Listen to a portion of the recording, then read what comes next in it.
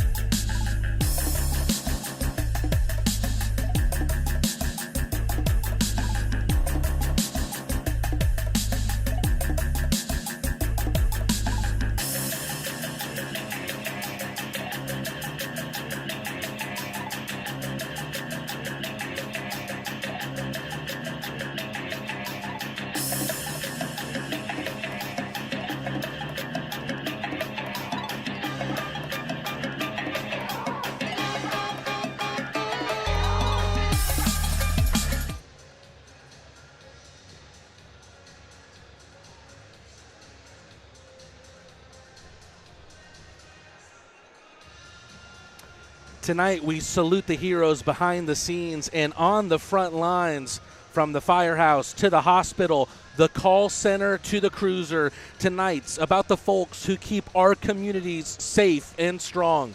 It's First Responders Night here at Akins Ford Arena, and the Rock Lobsters are looking to bring the same grit and urgency to the ice as those we honor in the stands tonight.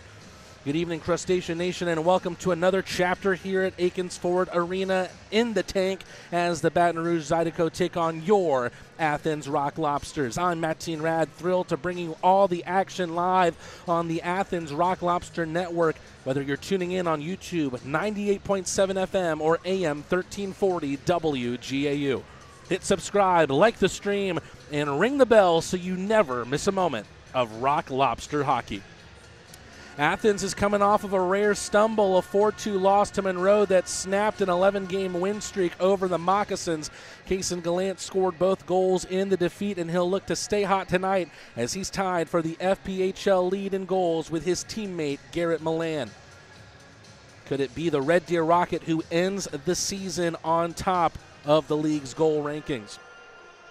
Meanwhile, Baton Rouge is hungry to stay in playoff position despite a 2-1 setback against Blue Ridge last weekend. Scoring has been scarce for the Zydeco lately, just 6 goals in their last 4 games. But they've shown resilience, anchored by smart, disciplined hockey and timely goaltending. It is a big night for both clubs. Athens is chasing Carolina for the Continental Division lead, while Baton Rouge is fighting tooth and nail to hold on to 4th place and stay in the playoff picture. Let's take a look at our fan saves impact players of the game for Athens. It's the man with the firepower, Kason Gallant, who leads the league in power play goals and notched a 2-goal effort last week against a 1 Louisiana team in the Moccasins. He'll hope to keep his hot scoring hand against a different Louisiana club. If he gets 2 on fire, someone from the stands might have to put him out. For Baton Rouge, keep your eyes on Scott Chirac. His motor never stops, and he gave the Zydeco life with a power play goal in their last outing. The FanSaves Impact Player segment is brought to you by FanSaves. Download the FanSaves app now and follow the Athens Rock Lobsters for exclusive digital coupons and deals. However, we will not start 5-on-5 tonight. A delay of game penalty has been issued to the Baton Rouge Zydeco. Shane Haggerty for delay of game. The Rock Lobsters will start on a 2-minute Paloma Park power play. The team physician provided by Piedmont Athens Regional is Dr. Alec Graff. The Akins Ford engine starters are brought to you by Akins Ford, Georgia's biggest and best Ford dealership. That wraps up the Piedmont Athens Regional pregame show. Piedmont, real change lives here. The sirens are wailing, the barn's packed, and the puck's about to drop. First Responders Night is underway. Let's get to work. We'll be back with the start of this game just after this. UGA football player Amarius Mims suffered a serious injury. The quality care from the Piedmont team changed his life. As a football player, my body is everything to me. When I got injured, I was worried about my future in the game, but you and your team's expertise, care, and support reassured me from the start. I've been able to recover because of the quality care I received at Piedmont, and I am back playing at my full potential on the field. I can't thank you enough for what you've done for me, my family, and my future. Your help means the world to me, and I'll always be grateful for your part in keeping my dreams alive. How you doing? Well, I didn't know you were going to be here. Yes, sir. I'm so proud of you. So happy for you. It gives me joy to see you out there on the field doing your thing.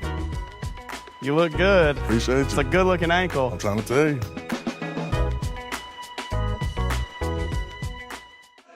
It is a special energy in the Akins Ford Arena tonight, and a warm welcome indeed to the Rock Lobsters from the Akins Ford Arena crowd. And now I will get to learn who is starting tonight along with you here on the stream. A little bit of confusion apparently about the penalty. Some people having not seen the delay of game penalty before. I believe we saw it here a couple weeks ago. As a matter of fact, it might have been against the Baton Rouge Zydeco here at home that we saw it. How about this? Right back into the mix of things, back into the team and into the starting lineup. Riley Robertson back from injury. The number 2, the Big Red Machine, gets back into the mix and starts tonight. Speaking of poetic returns, Troy Murray back from the ECHL loan to the South Carolina Stingrays. He will start alongside Riley Robertson. Avery Smith, he proved himself a couple games ago with a 2-goal performance against the Monroe Moccasins. Interesting here, Kyle Powell also getting announced in the starters, so we'll see if Powell will be deployed as a defenseman. It might be Murray that will be deployed as a forward. But how about this? Michael Greco getting announced as well.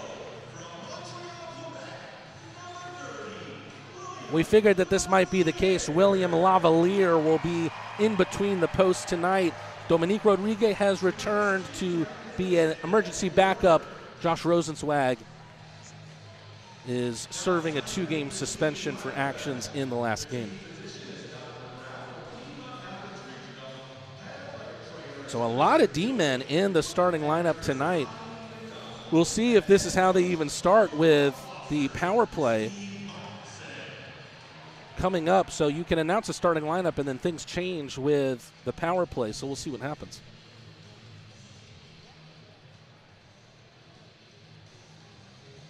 Color guard tonight is Cub Scout Pack 377. And we've got the national anthem coming up here. A combination of Rocky Branch and Malcolm Bridge Elementary Schools singing the Stars and Stripes tonight. There on your screen you see the Cub Scout Pack 377. Remain standing as we honor America and Americans around the country with the singing of our national anthem, being performed this evening by the Rocky Branch and Malcolm Bridge Elementary Schools. Here it is, the national anthem, Rocky Branch and Malcolm Bridge Elementary Schools singing the nation's anthem.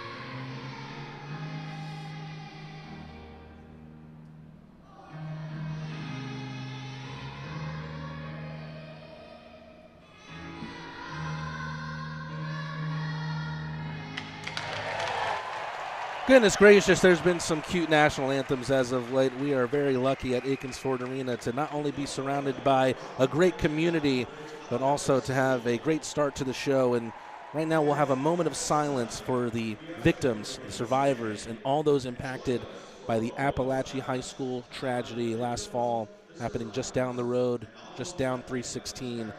A moment of silence to be occurred here with the great nation.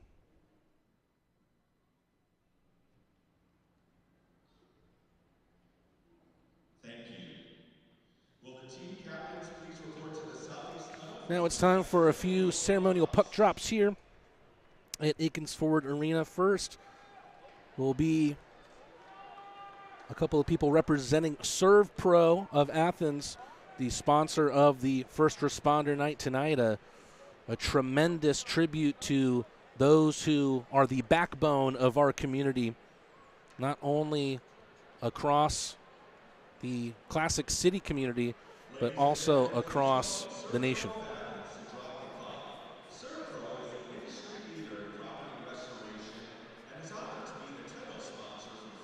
So out come those representatives of Serve Pro.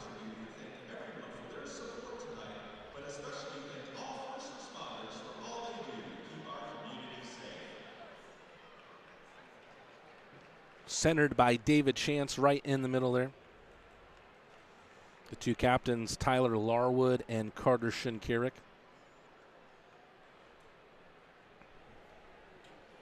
Ceremonial puck drops won't stop there, and a very, very special one coming up right now.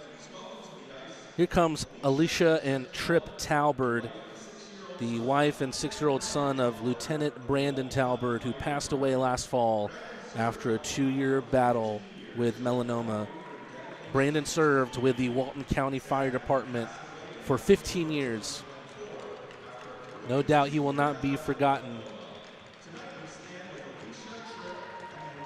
A great way to remember a very, very brave man. And hopefully Alicia and Trip can soak in a great night here tonight.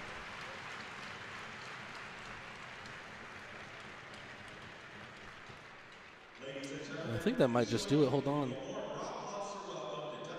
Wait a second. Some ropes dangling from the ceiling here. What's going on here? Deputy Kyle Davis is being announced here.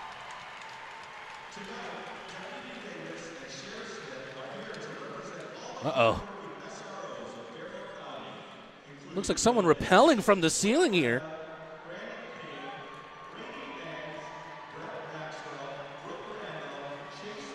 Deputy Kyle Davis, a school resource officer with the Barrow County Sheriff's Office. He's the one that is rappelling from the rafters here.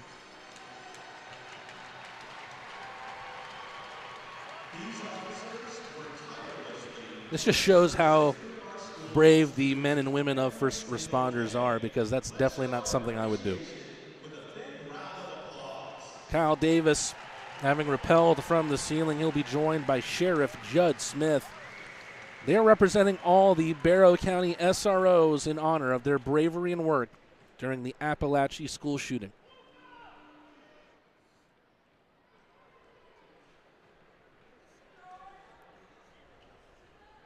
They both drop the puck. And now we are moments closer to the puck drop here at Akins Ford Arena. The start to a 3-game set between the Baton Rouge Zydeco and the Athens Rock Lobsters. We'll be back after this quick message from Serve Pro. When you're the leader in disaster cleanup and restoration, how do you make like it never even happened happen? Fire it up, Randy!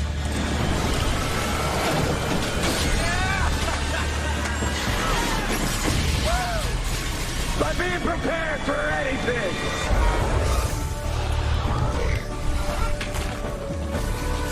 Whatever comes your way, there's a pro for that.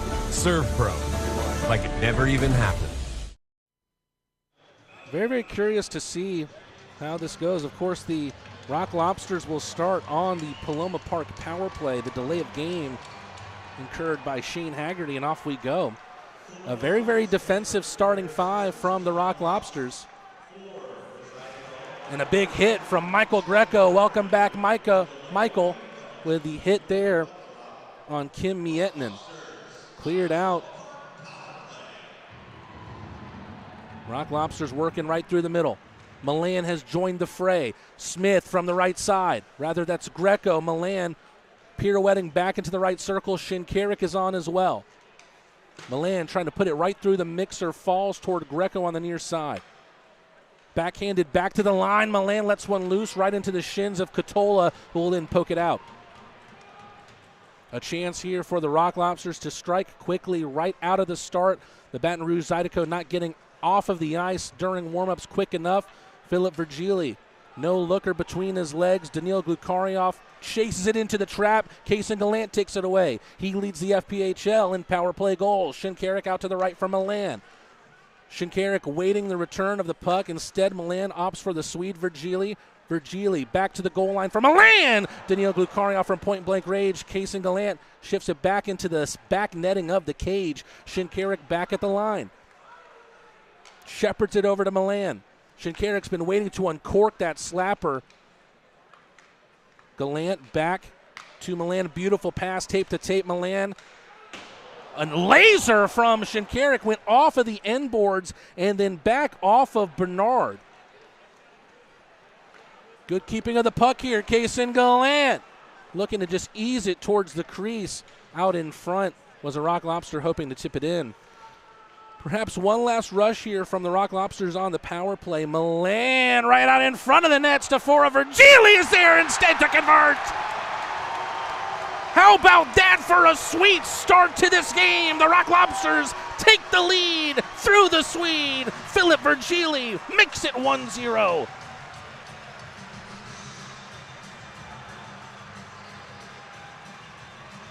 First shot on goal in this game, and it goes past Sammy Bernard. Let's take another look on the Crawford Laundry spin cycle. Great pass from Milan to find Stafora out in front.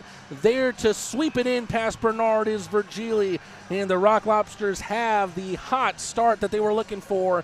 And guess what? They score on the Paloma Park power play. That means free churros for 24 hours through the Fan Saves app. What a great start for the Rock Lobsters on the night. What a great start to this weekend. There's Philip Virgili on the ice after his opening goal, the first shot on goal between either team in this game. And then Lavalier will get the oven mitt over that one in freeze time with 17:46 to go. The Rock Lobsters are a very, very good team when they take the lead in a game. Hopefully that trend continues tonight. That brings a hot Akins Ford Arena crowd to its feet. Greco getting very, very physical in his return to the ice. Kolatarsi pinning Elijah Wilson into the far corner there. Trickles out for Greco to take it away. Over the trapezoid, up the left side. Looks like Kyle Powell getting deployed as a winger tonight. Alden trying to raise the stick of McGuire. It's sent back into the Rock Lobster zone up the left side. Left winger here, Kyle Powell, up towards Alden at the line, but stuck back in by the Zydeco, and they'll make a change. Kolatarsi to play fetch out of the far corner on the defensive side. Into the neutral zone. playing a little bit of keep away, bouncing it off the glass through Katola, but he's able to regather, bounces it off the end boards for his defensive partner, Miettinen. Here's the best flow that we've seen out of the Zydeco in this game as they try to test Lavalier there. A shot came in from Aaron Shaheen.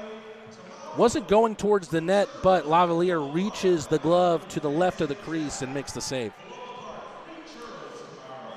Rock Lobsters with a 1-0 lead in the dwindling seconds of the Paloma Park power play. Philip Virgili was able to log his 26th goal of the year. That's the difference maker in the early going.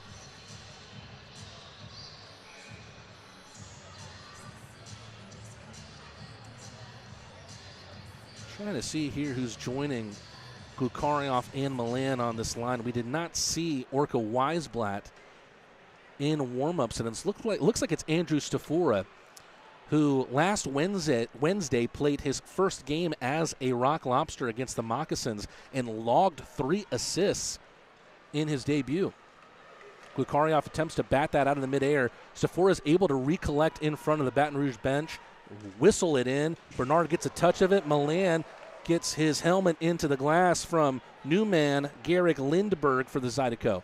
Here comes Baton Rouge off the end boards behind Lavalier. Met by the Zydeco on the other side. Oja getting hassled there by Larwood as the Zydeco attempt to staple this puck into the near corner. Puck loose out in front. Stafora has to get rid of it and does. Banks a pass in the direction of Milan, but good pressure here from the Zydeco. Stafora is not going to be able to get there, but it's right at Sammy Bernard. Zydeco playing out from their half into the neutral ice, taken over by Thomas McGuire. Awkward bounce off those corner boards. Not the first time we've seen that. Lavalier feeling like he had to put out the fire, and the Rock Lobsters taking it the other direction. Lofted into the night sky by Zach Papapetros, and then met by Malik Johnson. Beautiful centering pass. Kaysen Gallant, though, with his back to net, not able to do anything with that one. Troy Murray here in his return to the Rock Lobsters from his ECHL loan to the South Carolina Stingrays. He's being paired with Zach Papapetros, who's on the rookie college contract. That one goes off the skates of Virgili, over towards the goal line, now in the corner.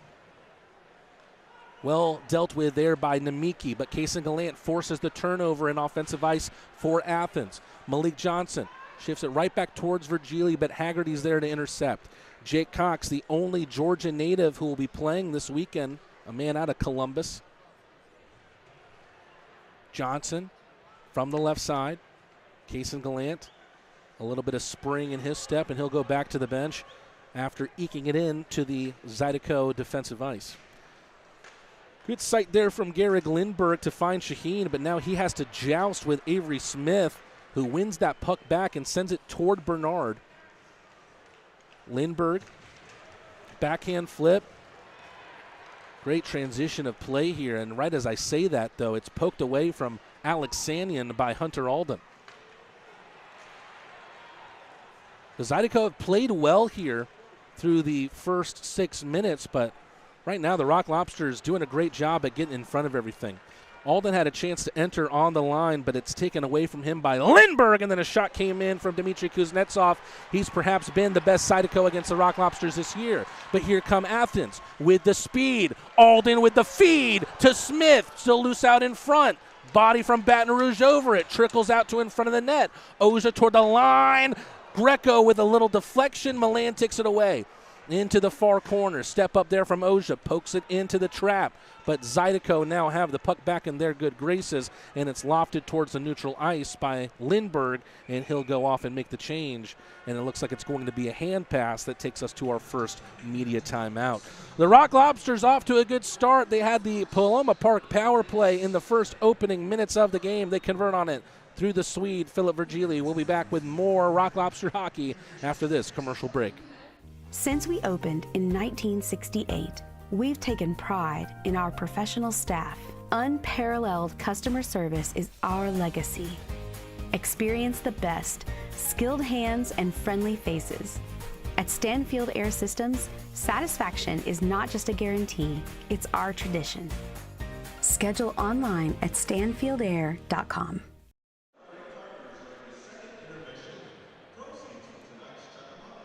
Crustacean Nation, the time is now. Season tickets for the upcoming Rock Lobster season are officially on sale. Lock in your seat and be part of every hard-hitting, goal-scoring, crowd-roaring moment right here in the tank, Akins Ford Arena.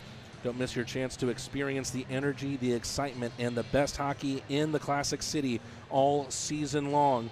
Scan the QR code on your screen right now to join the Rock Lobsters family today.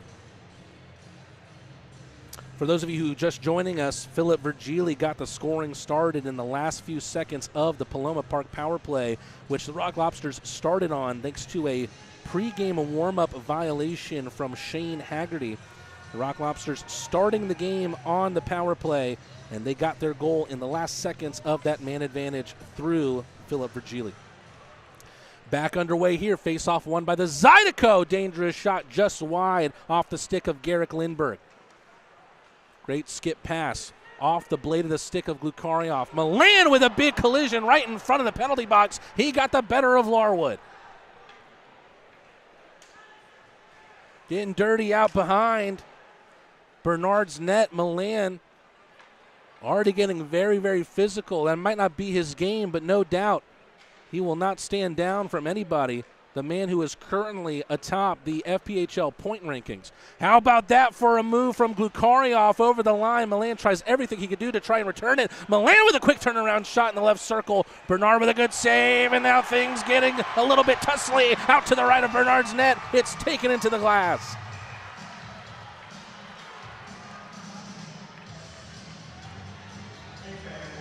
Someone who's getting a close view at someone very important to her tonight. Perhaps Garrett Milan's number one fan is Carol Milan. Was very, very happy to have met her before the game. A very, very sweet and kind woman, and no doubt that's reflective in Garrett as well. But Garrett, he can get tough when he needs to. He showed a little bit of flash of that there. Garrett Milan, a lot of bite and bark in that dog there. Face off here to the left of Bernard, and it's won by the Rock Lobsters.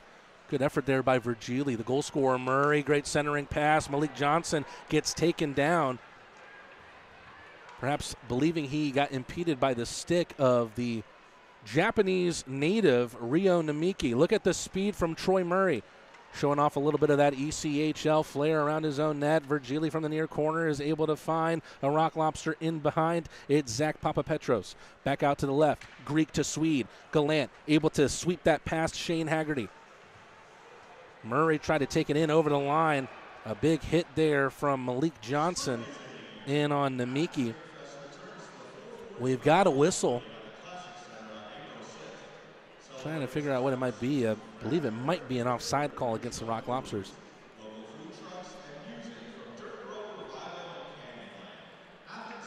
Interestingly enough, a couple of little tidbits about the Baton Rouge Zydeco. They are 0-6 against the Athens Rock Lobsters this season, but they're also one of the most disciplined teams in the FPHL. They have logged the least amount of penalty minutes in the league, and Kason Gallant takes down Namiki in the corner. He'll have to shake off the snow and return to the Baton Rouge bench. 11:35 remains in the first period. The deke from the Swede, Philip Virgili. Drop pass to Johnson. Stings the glove of Bernard and trickles out toward the far side. Greco tries to lay the hit on Wilson. Now he has the puck on his stick.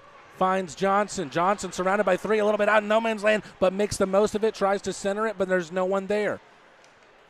Shinkarik with a poke attempt at Wilson. Wilson will go off for the change. Kuznetsov off to the left. Around the net, Wilson gets in on the body of Kolatarsi, able to let that puck run free. And now the Rock Lobsters trying to transition out of their own zone. It'll just be sent long range by Greco right towards the Lobster at center ice. And now the Rock Lobsters can recycle out of their own half. trying to start some momentum, trying to get that ball rolling. Sisyphusian style out from their own half of the ice. Alden gets enough on it to send it towards Smith. Smith knotted up here with a Zydeco out in front. Shinkarik from the blue line got towards Bernard's net. A great centering feed from Alden. All it needed was a tip. Shinkarik was unable to deliver that tip. Rock Lobsters with a shot on goal advantage at 6-2. Alden to Shinkarik. Shinkarik here with Greco and Kolatarsi, so it looks like Shinkarik might be getting some forward time here as well. Through the skates of Stafura, tipped in by Cox. Robertson in the far corner whistles it around the glass, stopped right on the red line. Namiki whiffs on it. Stafura can't take it away. Good play with the stick there from Scott Chirac. Oja past one, past two, but then loses possession. Namiki up the left side. Delivered in by the Zydeco. No icing, say the officials. 9.5 minutes to go in this first period. The Rock Lobsters with a 1-0 lead on the power play goal from Philip Virgili.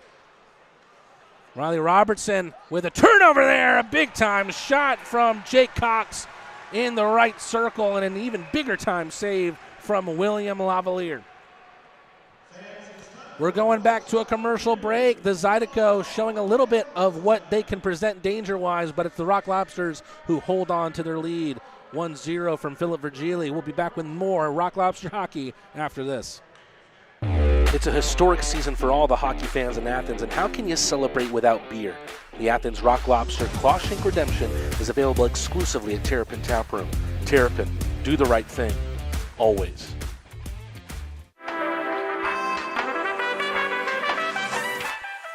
Classic City Flats is a brand new apartment community in Athens, Georgia that redefines luxury living, offering a sleek and contemporary living experience. Our impeccably designed apartment homes boast sophisticated interiors, premium amenities, and exquisite finishes, providing residents with an unparalleled downtown living experience. Classic City Flats is excited to deliver luxury apartments that set the new standard of sophisticated living in Athens, Georgia. Classic City Flats, redefining your horizon of living.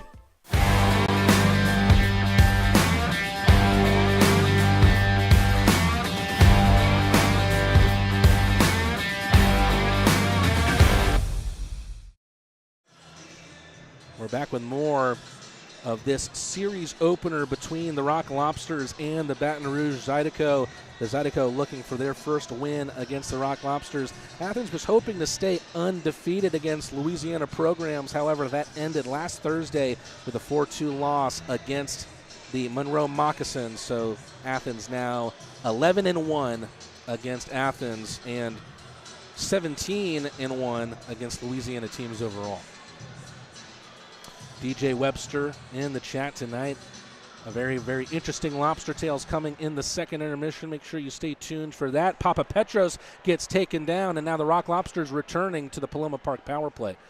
As I was just saying, the Rock Lobsters in-house DJ Webster, was able to sit down with me and have a special talk. Make sure you listen to that Lobster Tales at the second intermission time. Looks like it's Elijah Wilson for tripping.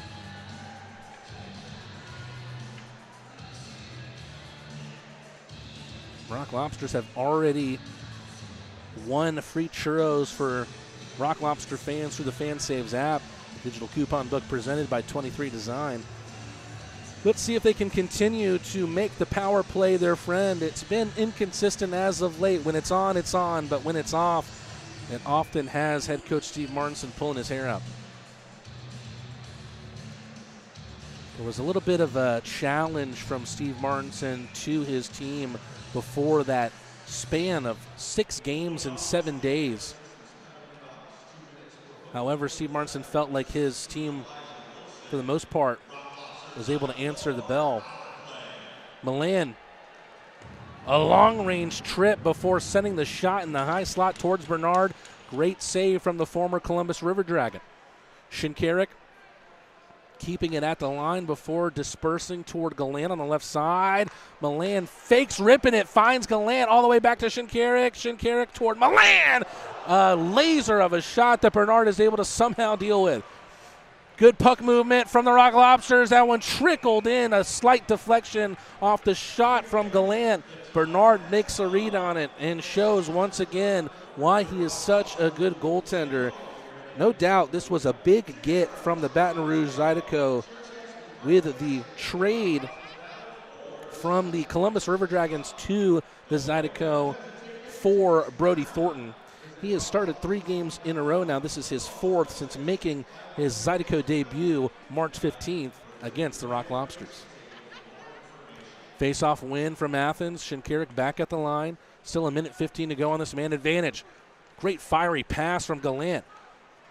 Right now, this trio, Gili coming out of the corner into the right circle. Shinkarik wants it. He releases. That one is over the bar and over the net. Showing just how much power is on that shot from Captain Fantastic. He rings one off the crossbar. It goes all the way over that protective netting. And there's a woman with a blouse in row 4. She's very lucky that that one didn't clip her head. Thank goodness. Lobsters still on top here and still on the Paloma Park power play. 45 seconds to go in that regard. Malik Johnson taking the draw here and eases it over towards Glukaryov. Glukaryov jousting for it. Kolatarsi with a step up to try and save that one. Stafora tries to get it back off him. Lacked direction towards the number 4. And then the Zydeco have a window of opportunity to clear out. Let's go Lobsters ringing around. The Akins Ford faithful as well as the first responders in attendance tonight. Papa Petros, Glukaryov working from the left. Stafora with a one-time pass towards Johnson from the goal line. However, that helps the Zydeco clear their lines. Is there one last rush here? 7 seconds to go on the power play. Papa Petros tries to whistle it around. Falls beneficially back for him, and Stafora with a hard run towards the crease. But Bernard will cover up. Almost a combination there of the former Castleton University teammates, Zach Papapetros and Andrew Stafora.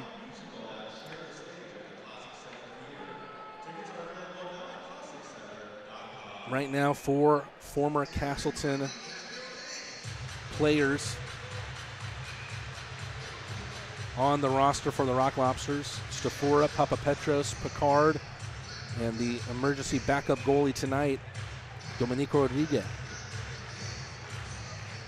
Shinkarik takes the faceoff, tries to get his hand free, hasn't thrown anything yet, tries to throw the uppercut. He can't reach the long Kyle Powell. Powell with a big right hand. Powell trying to wrestle and tuggle, trying to look more of like a little dance here between him and Thompson, but Powell has been the more busy guy in this fight. There he goes, Powell, right in the kisser. They end up locking up, and that gives the referees a chance to take these 2 men away, but the busier man was Powell there, and he landed the heavier shot. Thompson did a good job of protecting himself, but that can only last too long. Let's take another look through the Crawford Laundry spin cycle, and it looked like a spin cycle indeed. Thompson and Powell doing everything he can to try and just wrestle that hand off the collar, and then finally he was able to let one loose. Powell is not someone that you want to see on the ice or at the end of an alley. A big boy at 6'6", and Powell is an apt name indeed. 7:11 to go in the first period. Both Thompson and Powell will do 5 for fighting. With 7:11 to go, make sure you grab your favorite drinks and your favorite snacks, your favorite candies. You need all you can get to keep on and watching this Rock Lobsters game, and it's been an entertaining one thus far. Slight tip on that one, no icing. It's like a good action movie that we've got here. You want your popcorn to keep watching. Snapshot there from Jake Cox in the right circle, and a good save from William Lavalier. Right now, the Zydeco shots have not tested too much lavalier from left to right. Looks like maybe they're trying to go a little bit more 5-hole, but right now, lavalier has been able to squeeze the quads and keep everything out of the Rock Lobster cage.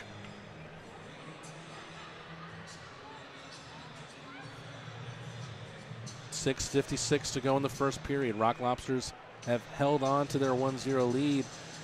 Linesman not happy with that face-off, and we'll do it again.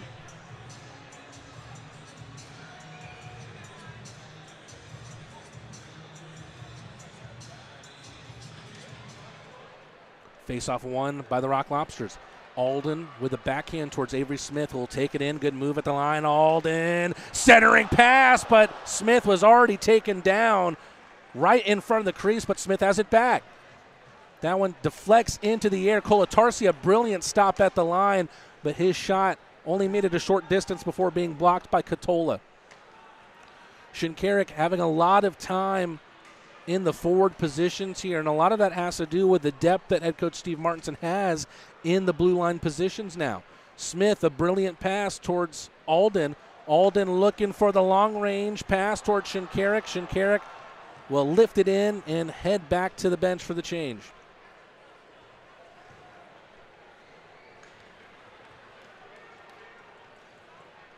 Better hear from Ethan Matcham. First time we've said his name. 23-year-old D-man from Calgary, Alberta. However, the Rock Lobsters have been the busier team offensively. Glukaria with a great shot. Great save from Bernard Safura. Tries to shake it loose. Didn't even look at the net to get the shot off. Stafora, fresh out of college, looking like an experienced forward out there. Over the head of Jake Cox there from Ethan Matcham. Rock Lobsters will recollect in their own zone. Glukarioff. Great pass from Stafora. Milan was in the slot. Couldn't get all the mustard he wanted on it. Sent out of the zone by Baton Rouge. Daniil Glukarioff from his left defensive circle. Shifted out to the right. Exchanged there with Big Red Riley Robertson. Glukarioff turning into Danny Dangles. Trying to take it between two, but he lost that battle and Shaheen sweeps it away. Troy Murray takes it back. Right now, the Rock Lobsters have done brilliantly at mitigating any danger from Baton Rouge. Will that remain the case here? Alexanian towards Larwood, and they equalize.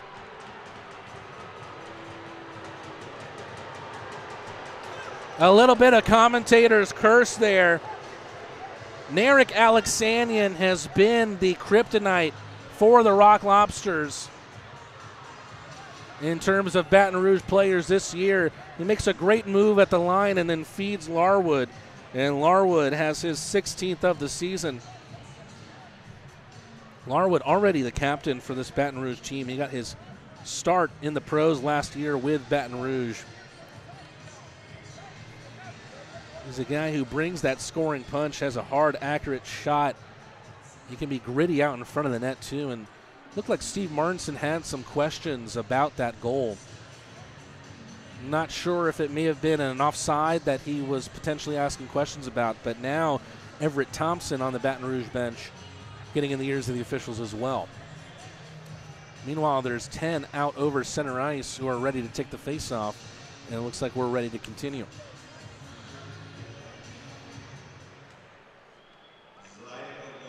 Murray.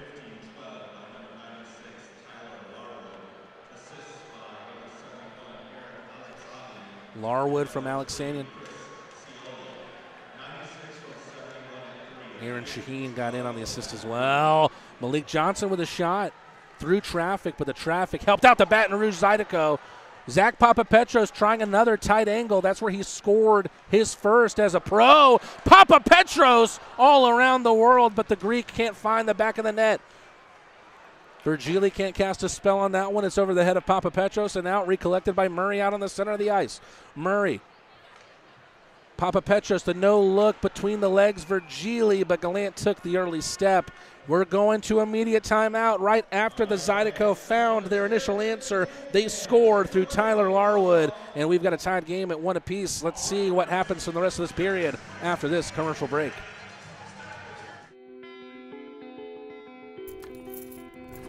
farm burger is defined by its mission, its farms, its team, and its family.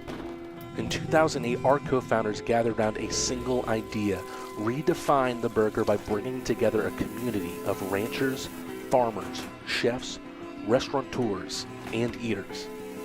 Our promise is to strive every day and with every burger to uphold these core values to each and every one of you. We do that by holding ourselves to a higher standard.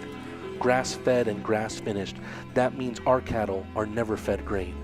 Our belief feeds our mission, and our mission is to feed you. Every business owner who's built a business wonders about their company's legacy. What's the path forward after they decide to take a step back? At the heart of every succession plan is a vision that safeguards hard-earned success. This isn't just paperwork. It's your roadmap, guiding a business during a change in ownership and detailing how ownership transitions and key financial decisions unfold. This instills a profound sense of pride, belonging, innovation, and commitment, ensuring a stable future for the company and a rewarding exit for you. Let's forge that path together.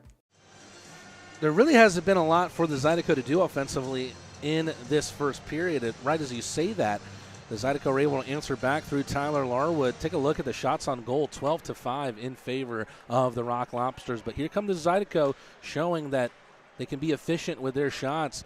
Colatarsi trying to get in there on Shane Haggerty, who took that initial penalty, didn't get off the ice quick enough in the warm-ups. Greco can't poke it away. Haggerty wins it back in the line. Jake Cox with a left circle shot. Spills out in front of Lavalier after making the initial save. And here come the Rock Lobsters the other way. Shinkarik getting deployed as a forward. Takes it over the center of the blue line. Shinkarik looking for an option. Finds Alden. Alden bearing down in on the net. Tries to wrap around. Can't stuff it in. Alden still on the hunt for his first Rock Lobster goal. And it's not going to come just yet. But when will it come? No doubt. When it happens, it'll bring the Rock Lobster chat to its feet, as well as everyone here at Akins Ford Arena. The tight angle shot from the left side is easy for Lavalier to deal with. 3:12 to go in the first period, and a lot of action in this one. A very, very apt welcoming to all the first responders who are watching here tonight.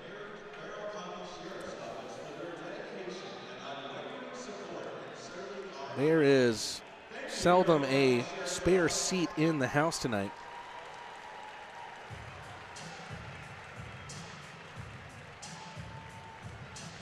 Zydeco getting closer towards equaling the Rock Lobster shot on goal tally, but still a ways to go. Down 12-7 in that category. Around the end boards, Oja playing defensively out of the far corner. Milan gets it back to the big man Swede. Over the trapezoid, misses Glukarioff with a pass. Fired back in by Lindbergh. Stopped. Grabbed out of midair by Riley Robertson. Finds Glukarioff on the left side. Glukarioff enters the zone. Glukarioff over the left circle. Glukarioff, is he thinking about the wraparound himself? He gets tied up by Lindbergh. Sends it towards Robertson at the line. Stafora with a deflection right out in front of Bernard. Perhaps he thought he got tripped up by Katola. Oh, what a hit from Glukarioff! Unloads on Katola. What a hit from the Russian. Shot comes in from Stafora. Glukarioff almost swept it in on the left side. Into the neutral zone, picked back up by Murray.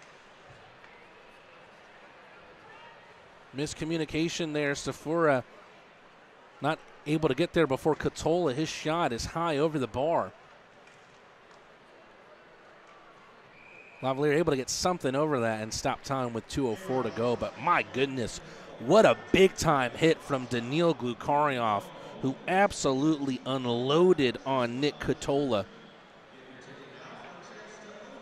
For my money, that is one of the biggest hits that we have seen this season.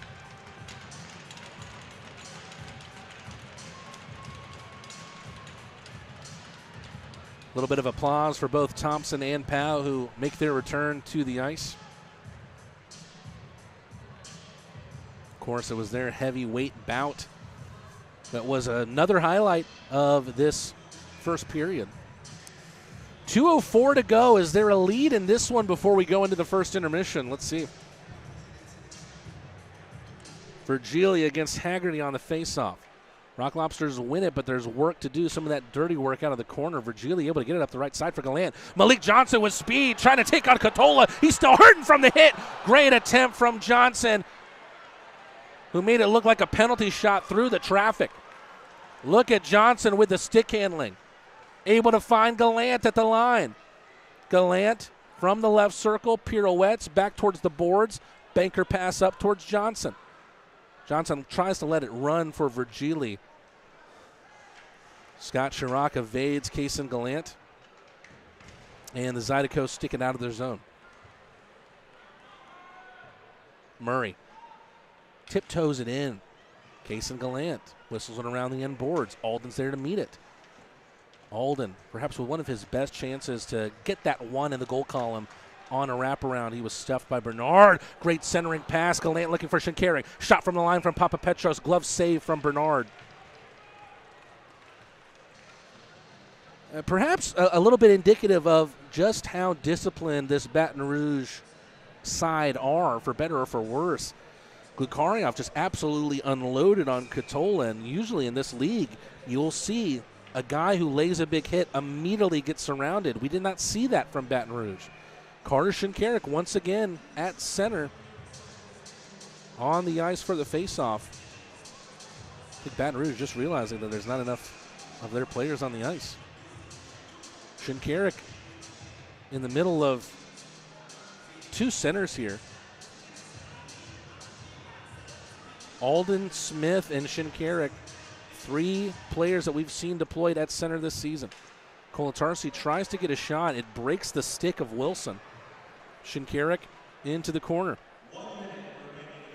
1 minute remaining in the first period. Good stop at the line. Greco, that one took a skip like a stone in front of Bernard. Drops back down for McGuire. Greco stops at the line, but it's poked away from him. The Zydeco might have the advantage in numbers here. McGuire centering pass just missed Kuznetsov. Good hit on the far side from Kolatarsi. That one shakes the puck free, but now it's pinned back toward the boards.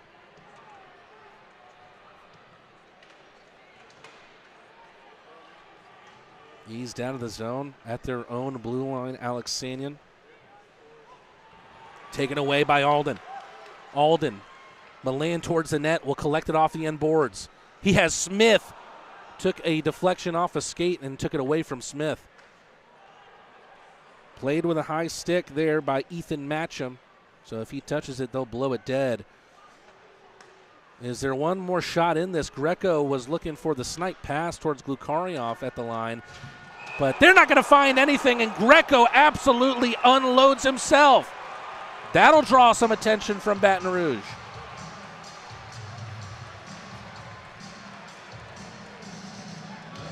I believe it was Matcham who took that hit from Michael Greco. I think we're going to get another look at it. Kind of Nicholas Cronwall style. Greco just waiting for him on the boards and just staples him toward the glass.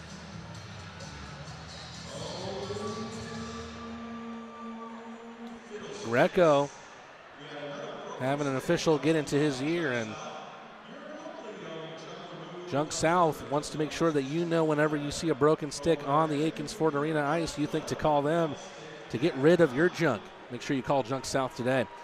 Looks like Greco will be given a penalty. We'll have more on that when we come back for the second period. But as we do every week, another discussion with head coach Steve Martinson, and it was a fun one, a lot more positive than the one we had before. Talking about a 6-game spell over 7 days. It was mostly successful for Athens, winning 5 of those 6.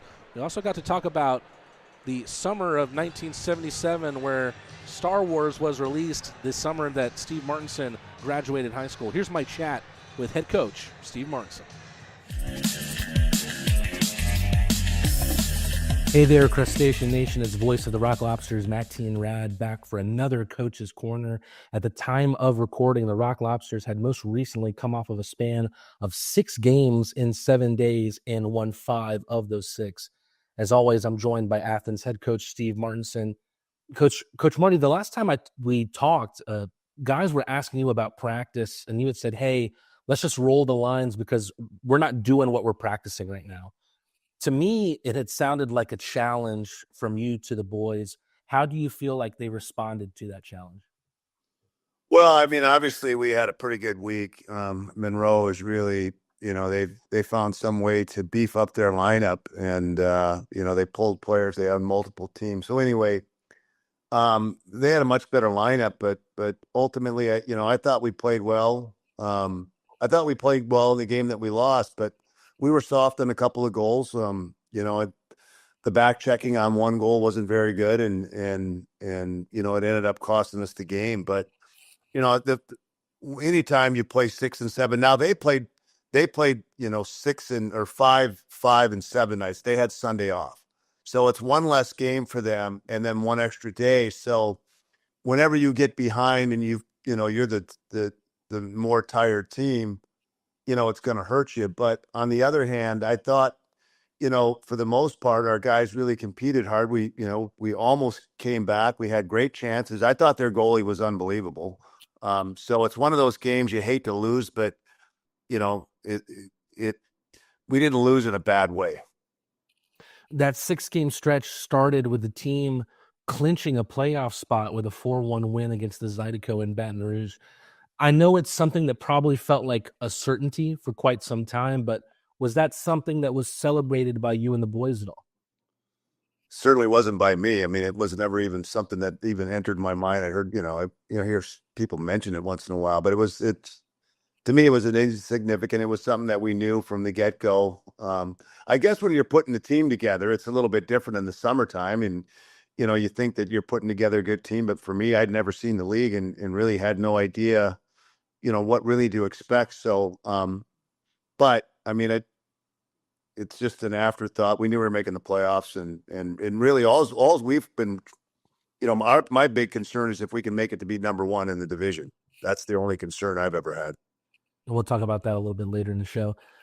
Do you consider it, especially looking back then in the offseason to now, do you consider it an achievement for you on a personal level at all to get to the playoffs with a team in its first year in the pros? Again, I would just look at that as an expectation. I think when they hired me, they expected it, and I expected it. And again, I don't want to sound arrogant or egotistical, but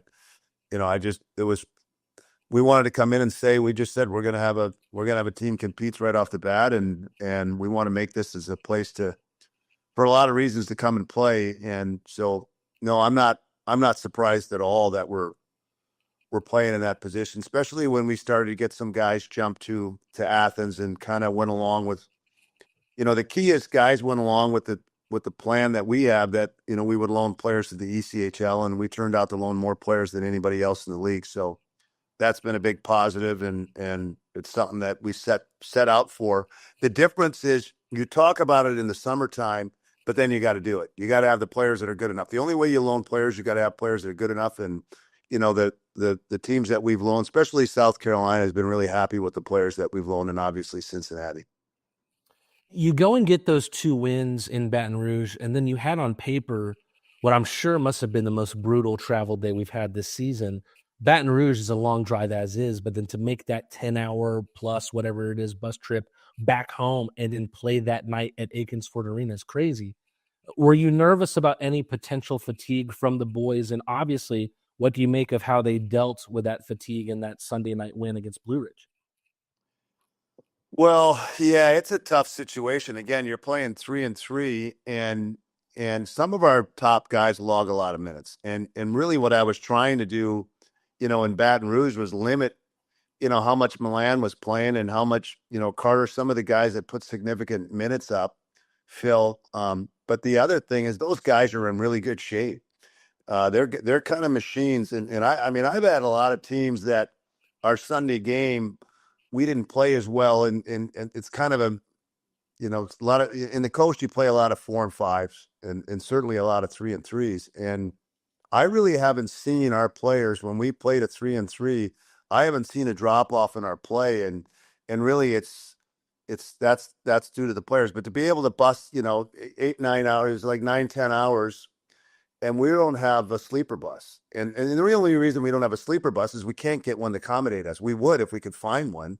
But we, you're sleeping on, the guys are sleeping on the floor. They're sleeping sitting up, and you can sleep sitting up in a plane for 45 minutes or an hour or the back seat of a car, but it's tough to do it 8 hours on a bus. So I give the guys a lot of credit for for coming in and then continuing it through Monroe. That Sunday game against Blue Ridge, a big 7-1 win. It was very simple for me on the call to create this storyline about a redemption win against the Bobcats. They took 2 out of 3 against us the last series we met. Going into a game like that, are the previous losses against Blue Ridge something that you use to try and evoke an emotional response from your team before puck drop? I mean, sometimes I'll do that. It depends. I mean, one of the things that I do bring up the game that we lost to Blue Ridge here 1-0, and we took 86 shots. And I bring that up like in practice. If we're not screening the goalie, if we're not properly screening the goalie in practice, I'll bring it up. I mean, we took 86 shots and didn't score a goal. Part of it is because we didn't shoot the puck very good, and secondary or almost as important as the goalie saw the puck. So screening the goalie is something that we work on and something that I harp on, and it's something that, you know, it ultimately can be the difference between a goal and a win, and breaking it down further, a guy being in or out of the lineup.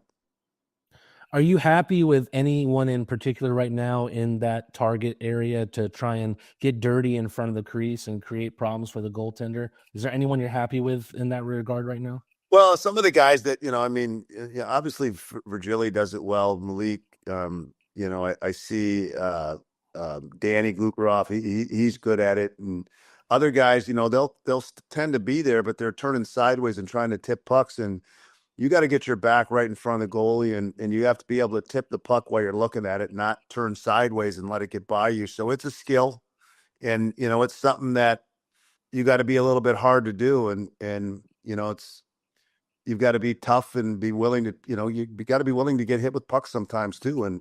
But that's where the puck's coming. If you want to score goals and if you want to help your team win, it's one of the sacrifices you have to make to get the job done. Right now, Kason Gallant is on a great run right now. And in that Sunday game versus Blue Ridge, I think he had his best performance of the year. 2 goals, 3 assists, and he was affecting the game in so many different ways. We've seen his talent all year long, especially on the scoring side. But do you think the mid-season addition of this kind of more gritty side to his game has paid dividends for him and the team? Well, yeah, both obviously himself and the team. Anytime you have a player that's that plus in scoring goals, because sometimes you'll have a guy that helps the team. He scores a lot of goals, but he's even. He scores a lot of goals in the power play, and that still helps the team. But he might be an even player, and when you have your top guys, your top goal scorers are in the, you know, the high plus column, that means they're outplaying the other team's top line. And that's really, you know, what it comes down to is our first 2 lines have been outplaying the other team's top line, and you can look at their plus minus. And, you know, our third line has struggled in that area. So that's where, you know, that's the area that it's getting really competitive, that and obviously the blue line with getting everybody back this weekend. That's something we'll touch on later as well. You go into that first game against Monroe, and they've got a 3-1 lead after the first period. The team comes back to tie it 3-3 in the third. It goes on to win in the shootout. Of course, not every game is built the same, but lately, do you feel like the team has been getting off to the kinds of starts that you've wanted? And does it really matter when they've played so well in the second and third periods? Well, I don't think we've had our best starts at times. And, you know, that's a funny situation, because if it was easy to solve, everybody would solve it. You just, getting prepared to play and getting yourself prepared to play, that's the key to the team starting out. It's really each individual making sure that he's bringing his A game. Now, the reality is you don't always get all 18 players playing their A game, and you've heard me say it before, you better be playing your A game when we need it.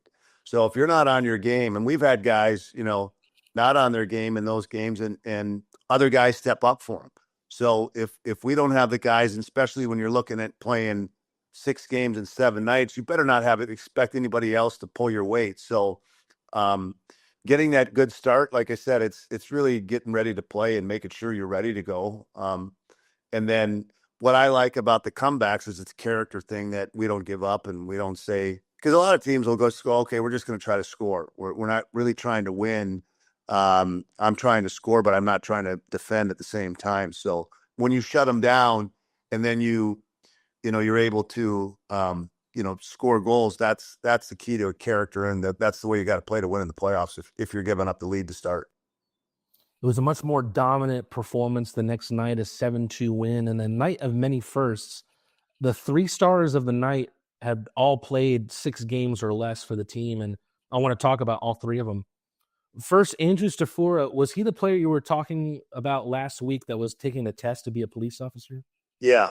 Yeah. So he was limited ice time because he had to go back home. So he missed a bunch of ice time. So it was nice to see him get in and get up to speed as quick as he did.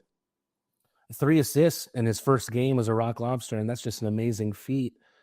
With that being said, he played in place of Malik on Wednesday night and then in place of Ork on Thursday.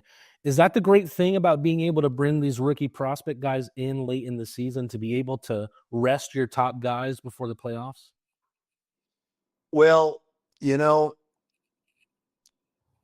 we don't play 80 games like the NHL, and I'm not resting guys. We have a break between, we have the crazy problem with our arena and not being ready to go, and then us moving games for shows is, we had to do makeup games that are in the middle of the week when we don't have the weekend, and we have to do it when we have to do it. So it was one of those things that, we did it to ourselves. And so I'm not really looking to rest guys. Our go-to guys are studs, and they don't need any rest.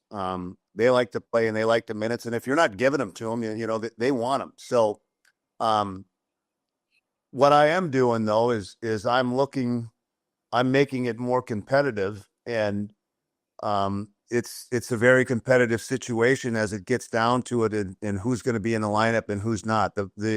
The advantage of the amateurs is they don't count against the point system.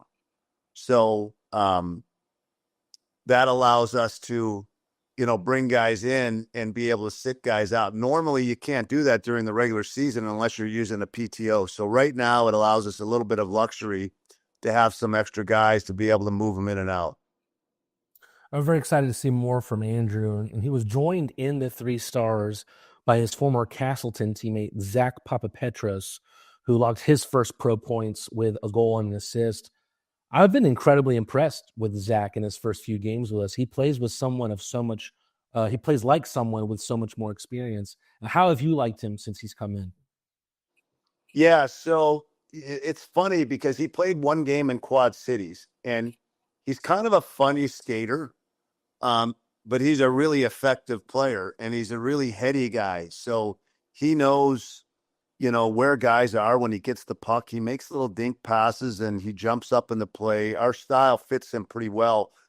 So I just don't think he got a lot of opportunity in Quad Cities, or they might have been looking for a different guy. He's not a real big guy, but he's a heady guy and he plays hard. So yeah, he's been a nice, addition and a really good fit. As we mentioned, Papapetros and Stafura both previously played at Castleton together, along with Brandon Picard. We've also had Dominique Rodriguez this year, who was at Castleton as well. Is that a situation of Picard coming to you and saying, hey, I know these talented guys who are looking for an opportunity, or is Castleton just a program that you've had a special eye on? Well, yeah, the way it works a lot of time is in any business, it's referrals. You get referrals, and I keep an eye on the transactions. So I think I had reached out to one of those guys, and then I found out that he'd played with Picard, and I know Picard put in a good word for those guys. So there's a lot of that goes around and then players like to go where they're comfortable and where they know people. So you'll see that, regardless of if it was college or junior or other teammates. And that's really kind of what happened. And I've learned over the years that, and I've said it before, good people refer good people and bad people try to bring in other bad guys. So we've got a lot of referrals on this team that started with Carter and Joey. And then, it started as you bring more guys in. Malik, brought in, or he didn't bring him in, but they would talk to me about players, and I'll ask them, okay, this is the style we want. Who do you see as a player that would be a good fit? And then I got to sell them on coming.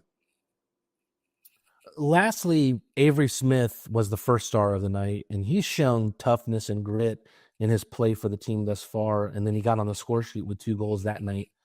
When I heard that he was joining the team from Motor City, he was someone that I thought to myself, this is a guy who's going to really enjoy playing in front of this home ice crowd. Now that he's settled in a bit, what have you seen from him both on and off the puck, and how do you think he fits the mold of a Rock Lobster? Well, he's a big power forward. I mean, he hits and he can carry the puck and he can shoot. And, he's got to be a guy that's good at net front and driving the net. He's still learning kind of our system a little bit, is different than where he's played in the past. And I just think he's got a lot of upside and has got a lot of potential to really help the team. We didn't have that big power forward, forward. We lost a couple of the guys that, to the ECHL, and, now we got one of them back. But, I thought our lineup was missing, that heavy, the heavy hitters. Obviously, you take Greco and Murray and Portillo and Robertson out, and those are 4 of our biggest guys and hardest hitters. So Orca, same thing. He's not a big guy, but he hits. A lot of those guys have been in and out of the lineup, and it's been a little bit painful that we haven't had the team that, normally I would like to have, but it's good timing. When we played Baton Rouge in Baton Rouge, they forgot that they have to play us 3 more times in last change, and they try to pull some stuff in the last game, and now it's time to pay the fiddler. 2 eyes for an eye, you've always told me. Well, look, some big news was broken on social media just Wednesday, and it was that Troy Murray is coming back to join us after his loan to the South Carolina Stingrays in the ECHL. I remember you telling us a couple of weeks ago that it felt like we weren't going to see Troy again this year. How big is it for you to get someone like him back? Well, it's really big when you get big, powerful guys that can hit and hard to play against and can skate. Those guys are hard to replace. I mean, teams aren't giving up those players. You can't trade for them, and you got to find them, and they're hard to find. So, one of the things that the team was built. Hate to interrupt our coach's corner with head coach Steve Martinson. If you're interested in hearing the end of that interview, remember you can always listen to Coach's Corners and Lobster Tales right here on the Athens Rock Lobster Network. Let's pause briefly for station identification. WGAU and W254 CJ Athens, 98.7 FM and AM 1340 WGAU. The Rock Lobsters will start on the Leslie Jones Law penalty kill after the late roughing call against Michael Greco. We've got a 1-1 game after the Rock Lobsters opened the game on the power play after the Zydeco took the pregame warm-up violation. In the last couple of seconds of that power play, Virgili was able to sweep in a goal. Assists went to Andrew Stafura, his 4th assist in 3 games, and then Garrett Milan, who strengthens his lead atop the FPHL rankings in points.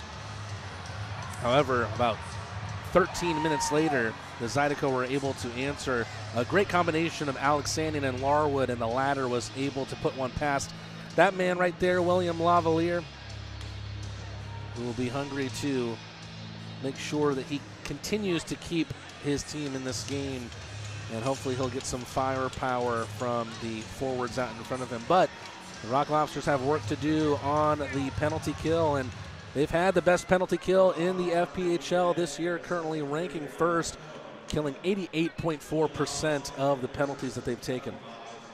Lavalier stops it in the trap. Oja with a turnaround one-timer. Trickles over to Glukarionov off the deflection. Played with a skate there of Kim Miettinen. Miettinen chased by Milan. Milan winning that puck back. He gets taken body-to-body into the end boards by Miettinen. Oja stops it at the red line. Sent back in by the Swede. Already 30 seconds gone off of this second period starting. Leslie Jones Law penalty kill for the Rock Lobsters. Whistled in by Dmitry Kuznetsov. Chirac on the far side. Cut out by Oja. Milan pokes it into the corner. Saved by the Zydeco. They'll recycle, trying to make something happen. Oja with a poker away from Haggerty this time. Rock Lobsters doing a great job at getting sticks on pucks right now. Let's see if the Zydeco can force open a window to send a shot into. Kuznetsov with a left circle shot, blocked by Shinkarik, and then batted out by Glukaryov. Miettinen will have to get the puck back in his own zone.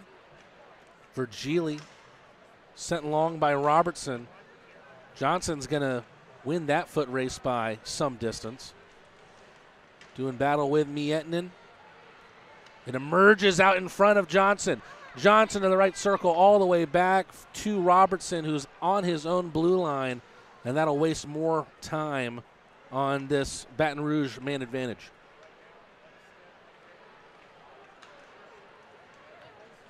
Larwood around Kolatarsi to the inboards, poked away by Robertson. Bounces down into the corner. Virgili getting into the back of Cox. Kolatarsi trying to sweep it away.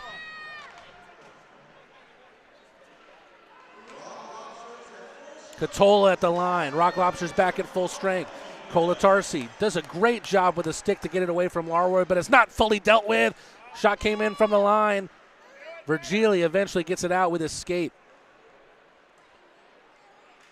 Virgili and Cox once again tying up there on the Rock Lobster blue line. Johnson will take it back from the Zydeco blue line into his own zone. Dancing around out in front of the Baton Rouge bench, finds Riley Robertson on the right side of the blue line, and then it's stuck in by Big Red. Johnson takes the puck out of the trap, into the far corner. Sent back to the line. Murray stops it. Fresh from his ECHL loan, sent a shot, blocked from a close distance.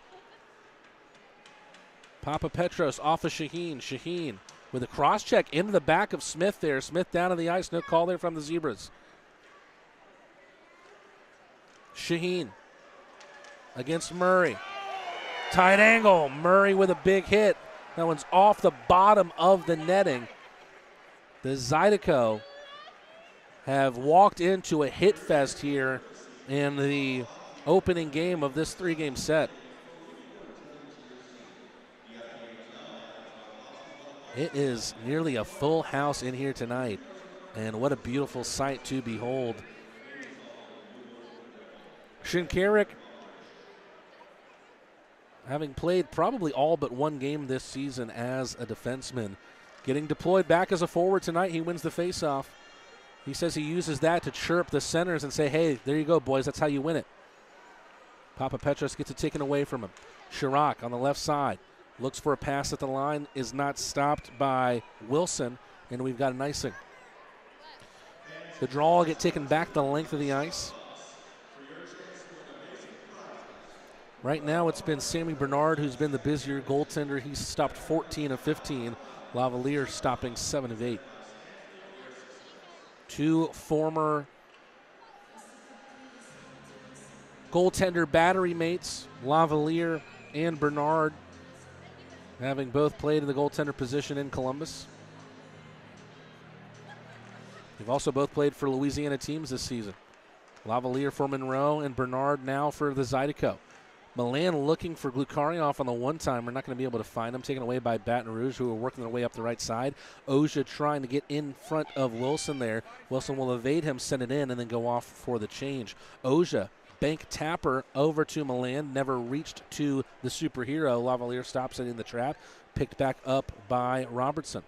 Call Me Perch asking, did we loan out Rosenswag in the chat? Not seeing him on the roster. That's because Josh Rosenswag's serving a 2-game suspension for actions in the last game against the Monroe Moccasins. Glukaryov, another great move. So silky with the puck, but his pass left something to be desired. Oja pokes it away from Larwood. Robertson, hard banker off of the Baton Rouge bench. He gets taken down by Miettinen. That felt well after Robertson got rid of the puck. Robertson easing it over to Virgili. Virgili with speed, jetting up the right side, dropped it for no one who was there. Cox got something on it, but the Rock Lobsters working through their blue liners to try and transition it out of their own ice. Virgili. Left circle, hard towards the net. Centering, just looking for something to deflect towards Bernard, but the Rock Lobsters have it back. Gallant to the line. Murray lets one loose. Bernard with the pad save. Papa Petros keeps it in the zone. Let's go Lobsters. Emerging here in Akins Ford Arena. Johnson around the end boards. Gallant now on the right side. Papa Petros, one-time pass. Murray stops it. Sends a shot in. Trickles wide. Virgili. After the save from Sammy Bernard, Papa Petros lifts that one out of the air. Awkward bounce off the end boards. Virgili bats at it. Johnson tries to center it towards Gallant. Cut out by the Baton Rouge blue line. Gallant sprawling towards that one, and Shaheen will get it out. Already 5.5 minutes gone in this second period. Rock Lobsters nearly having a double-digit shot on goal advantage. 17-8, another big hit on the far side, and now Shaheen is slow to get up after taking that push from Malik Johnson. Shinkarik getting up on it. Alden at the line. Alden in the right circle. Centering pass. Murray with a shot. Whistled wide from Murray. Alden gets it back. Backhand flip. Up the right side. Shinkarik back to Murray. Alden back to Murray. Murray stepped up on the left side. Into the corner. Avery Smith looking for an option. Has one in Alden. Alden from the blue line looking to find a window to send a shot into. Just sends it off the end boards with some ferocity. Murray looking for a deflection out from Alden, and Alden still on the search for goal number 1 in the Rock Lobsters. Skipped like a stone to the left of Lavalier, around the boards from Kolatarsi to Greco. Greco lets it run. Kuznetsov trying to win it off of Shinkarik, unable to do so. No look backhander rather, that rides the line, takes a deflection back. Greco has it in his own trapezoid.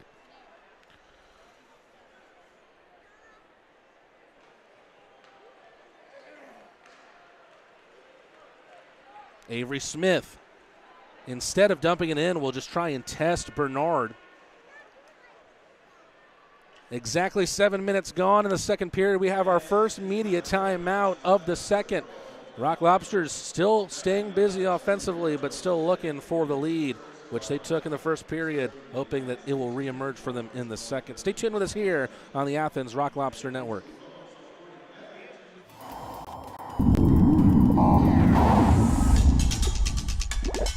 Honey, the sink is overflowing. Okay, I'll call a plumber.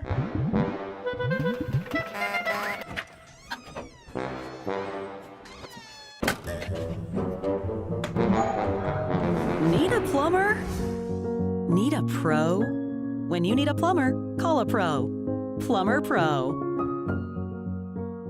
Maybe not today, maybe not tomorrow, but soon your toilet will clog again. What if it won't flush? We'll always repair it. Nobody puts baby in a flooded corner. Maybe I should still fix it. You had me at hello. We've got same-day service. Plumbing completes me.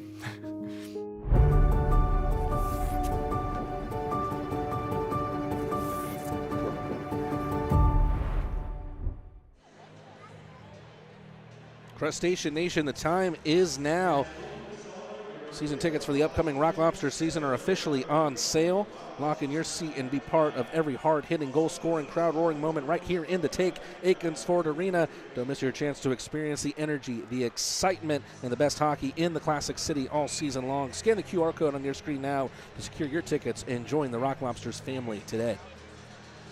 Exactly 13 minutes to go in the second period. Rock Lobsters have 10 more shots on goal than the Zydeco, but the scoreline remains knotted up at 1 apiece. Zydeco able to win the draw, trying to move it out of their own zone, and they will. Puck rides the boards, bounces off towards Adam Oja, and that one's off the blade of the stick of Daniil Glukaryov, and I think that one went into the elbow of head coach Steve Martinson on the bench.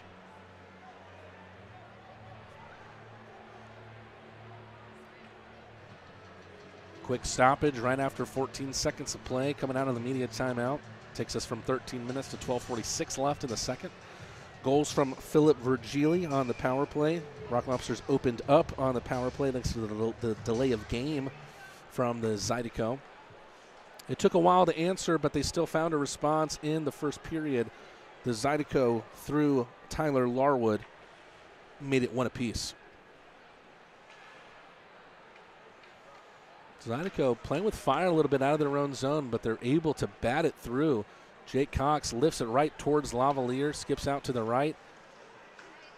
Great centering feed, and a shot stings the pad of Lavalier. Great effort from Scott Chirac. Back to Chirac. Has Glukarioff on him. 2 Rock Lobsters on him. Able to keep it away from Athens. Jake Cox behind the net takes a hit from Robertson. Still has the puck on the blade of his stick. Robertson ties him up and puts him into the glass. Milan takes the puck away. Stafora into the center ice. Daniil Glukarioff with a couple of pokes in. He's able to get past Mietnin. Takes it to the net. Followed up by Milan. Followed up by Stafora. 2 big saves by Sammy Bernard. Sammy Bernard with a couple of big-time saves there. And then Lavalier trying to get there ahead of Chirac. A dangerous travel out of his crease there. Lavalier gets wiped out there. A combination of Shaheen and Papa Petros. And now Murray wants a piece of him. Murray wants a piece of Shaheen. Oh my goodness. A right straight and an uppercut. Shaheen doesn't even know what's coming his way. Shaheen already down to a knee. That gives the referees a chance to break it up. Shaheen didn't even know what hit him. Welcome back, Troy.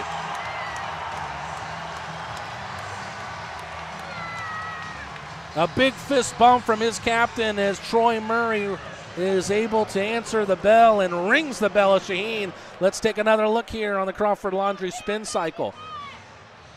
Shaheen batted out at Milan, and then Murray was able to take up for his veteran leader. Doesn't care if the helmet's on or anything. Probably stings his own knuckles, but definitely Murray getting the better of Aaron Shaheen. 11:14 to go. No doubt that'll fire up both the personnel on the Rock Lobster bench as well as the personnel watching live here at Akins Ford Arena.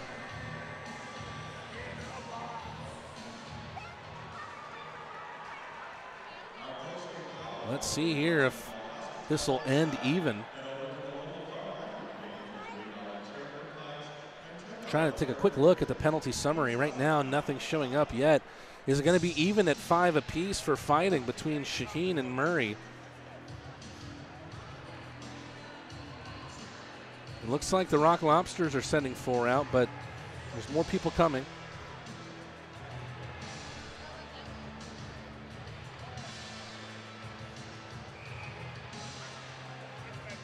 Taking a quick look around the league, and a big score line in the Empire Division. The Port Huron Prowlers up 7-0 against the Motor City Rockers in an interstate rivalry there.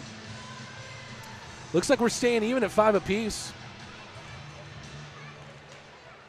Baton Rouge right out of the face-off. A wraparound from Larwood looking for another one.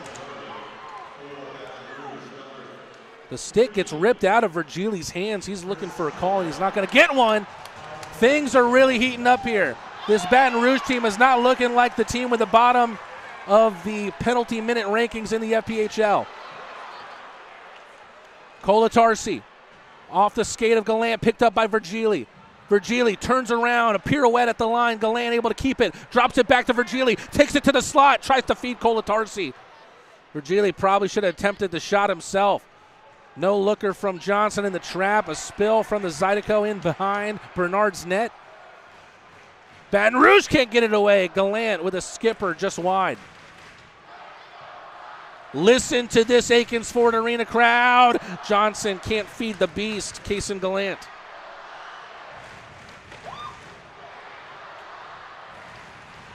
Kolatarsi getting tied up with a Baton Rouge Zydeco right in front of the Baton Rouge bench. Things are really starting to spill over in this game. Remember what head coach Steve Martinson always says, 2 eyes for an eye. And he wasn't happy with what happened the last time that these 2 teams met. Alex Sanian takes a push from Malik Johnson, tries to sell it as best he can, but no one's buying it.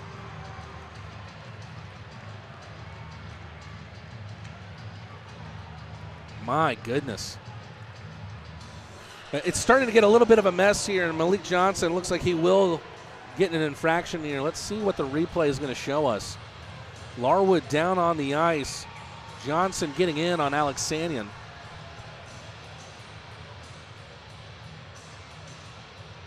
Looks like Malik Johnson has been taken to the penalty box. And so has Alexanian. Both men's numbers will appear on the little column for penalties on the Akins Ford Arena big screen.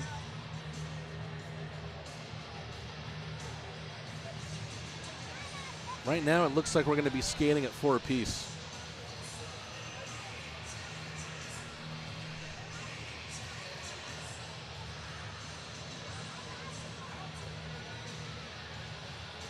Four-man unit for the Rock Lobsters: Carter Shinkarik, Zach Papapetros, Daniil Glukaryov, and Garrett Milan. For the Zydeco, we're seeing Scott Chirac. And behind is Garrick Lindberg, Dmitry Kuznetsov, and I believe it's also Cole Willett. Cole Willett, one of those rookie college signings. First time we've said his name today. Well, this 2-minute foray on 4-on-4 will begin now. Malik Johnson and Narek Alexanian in the box. Daniil Glukaryov making it look beautiful. Oh my goodness! Danny Dangles, we call him that for a reason. What a highlight reel goal from Daniil Glukaryov, who makes it 2-1.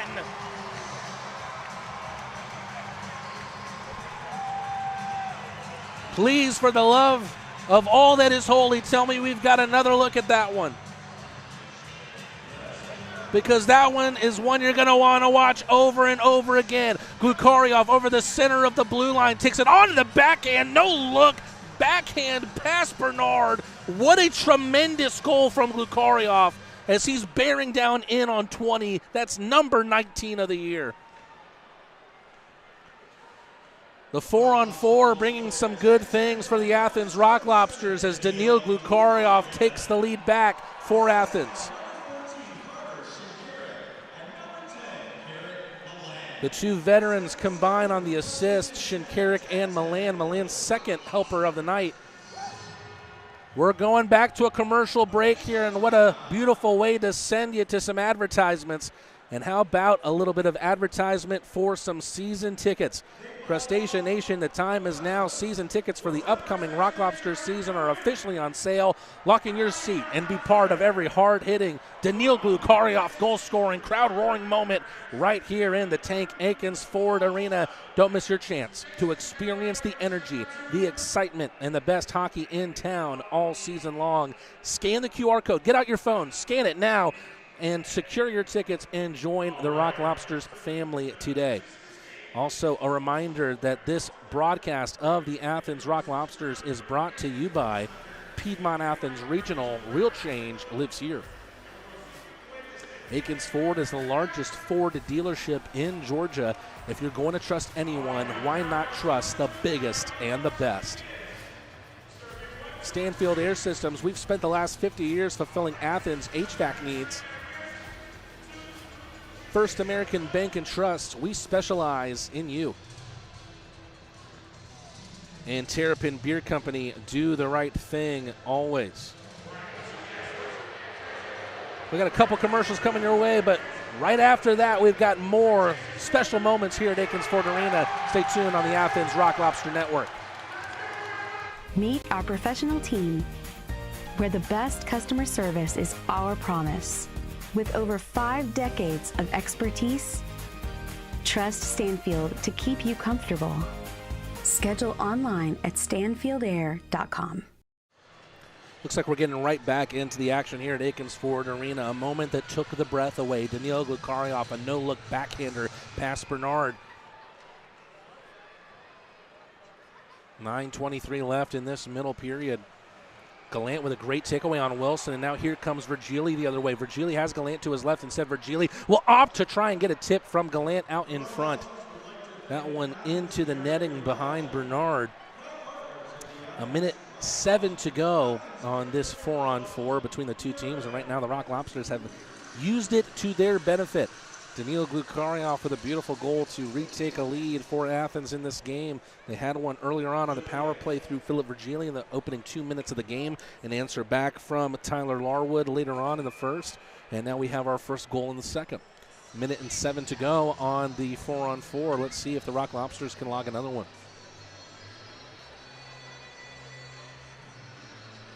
Milan with a clean face-off win. Shinkarik, no looker to Papa Petros.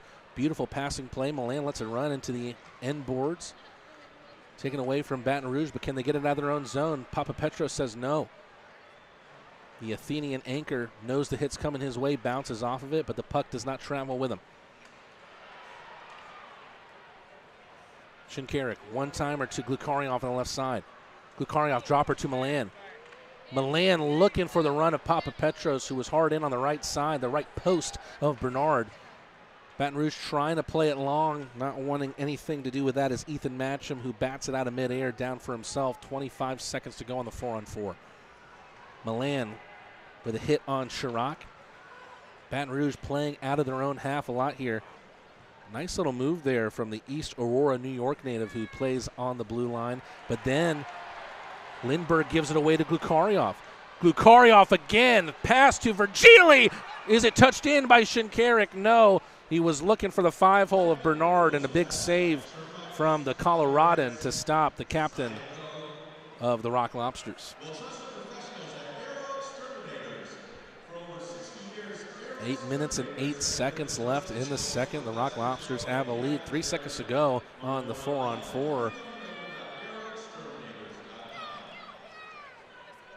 We have a young crustacean right to my right who's really enjoying herself tonight in the suite next to the press box. It's so great to see the crowd participation tonight. A couple of good moves from Kason Gallant, making it look like a stick handling drill, but it's taken away by Larwood. Oja can't avoid the hit, but he avoids giving away the puck. Only temporarily, though, as Gallant whistles it around. It's stopped by Larwood. Virgili tries to bat it down, stopped by Catola into the corner. Oja, step on the brakes behind Lavalier's net.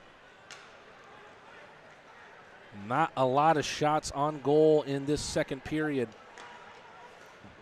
In fact, there's only been 2 shots on Lavalier's net in the second. Johnson into the zone, chases it himself. Stops in the right circle. Finds Robertson. Pad save from Bernard. And away from Baton Rouge. 13 minutes of play in the second period. Only 2 shots on goal on Lavalier's net. Robertson, backhand easer over to the right side. Smith was looking for Alden. Alden follows the biscuit into the corner. Swatted away by Willette. A lot of puck time in the defensive zone for Baton Rouge. A rare foray here. Not able to get anything on that shot was Shane Haggerty. Puck loose out in front. Haggerty again. Backhand bat toward the end boards.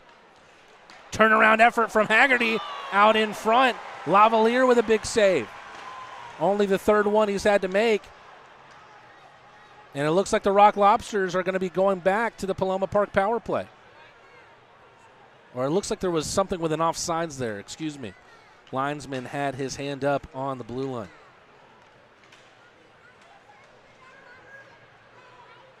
Six minutes to go.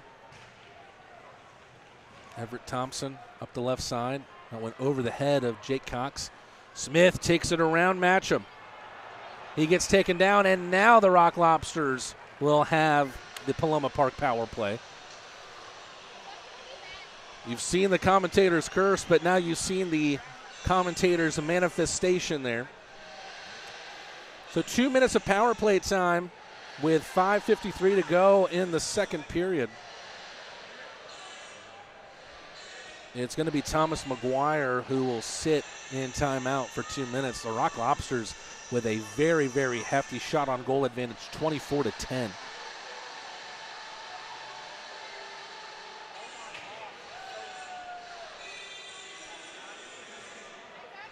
Back on the Paloma Park power play, the Rock Lobsters have already secured free churros for 24 hours through the FanSaves app, the digital coupon book presented by 23 Design. Download the FanSaves app and make sure you wait for that activation. The Rock Lobsters scored on the power play.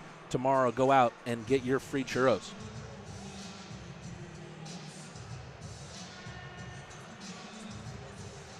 And actually, it looks like it'll be 2 penalties that offset here because Smith's number has also been shown out on the board here. A game that concerns the Rock Lobsters, a tied one in Blue Ridge, 2-2 between the Bobcats and the Thunderbirds, one to keep an eye on in the rest of the night. Trying to see what the call is going to be against Smith. We saw what looked like a pretty clear trip on McGuire.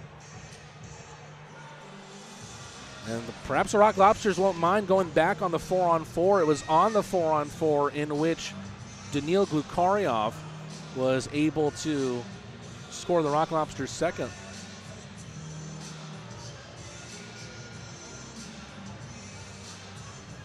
Face-off will happen out to the right of William Lavalier's net.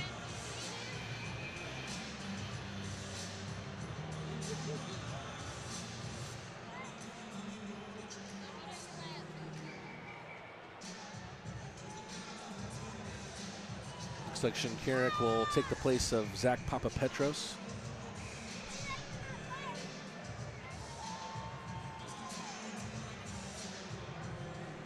And pardon me, it looks like it's going to be a power play for the Zydeco. So shifting all around here, we thought it was a Rock Lobster power play, then it went to 4-on-4, and now it's going to be 5-on-4 for the Zydeco. Avery Smith will be the lone man penalized here, and now a big chance for Baton Rouge to get back into this game. Mietnin out to the right, shot comes in, batted down. Drops for Wilson on the left side, all the way back towards the fin. Mietnin at the line.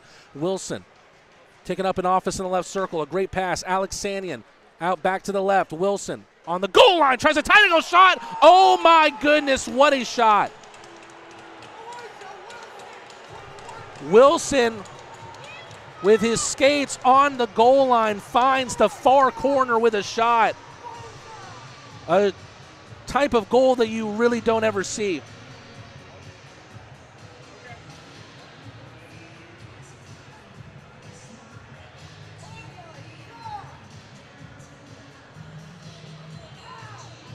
My goodness, what a shot there.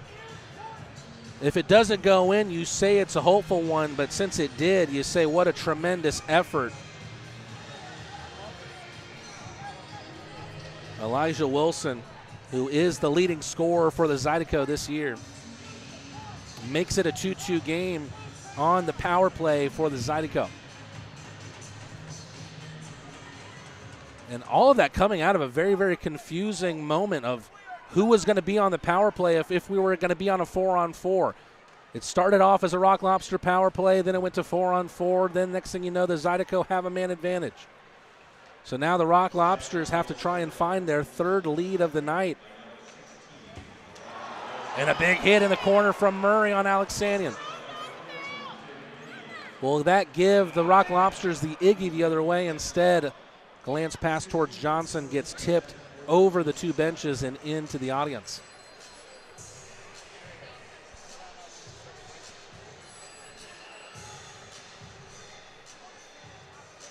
The Rock Lobsters have the same number on the scoreboard as the Zydeco at 2 apiece. However, they have logged twice the amount of shots on goal, 24-12.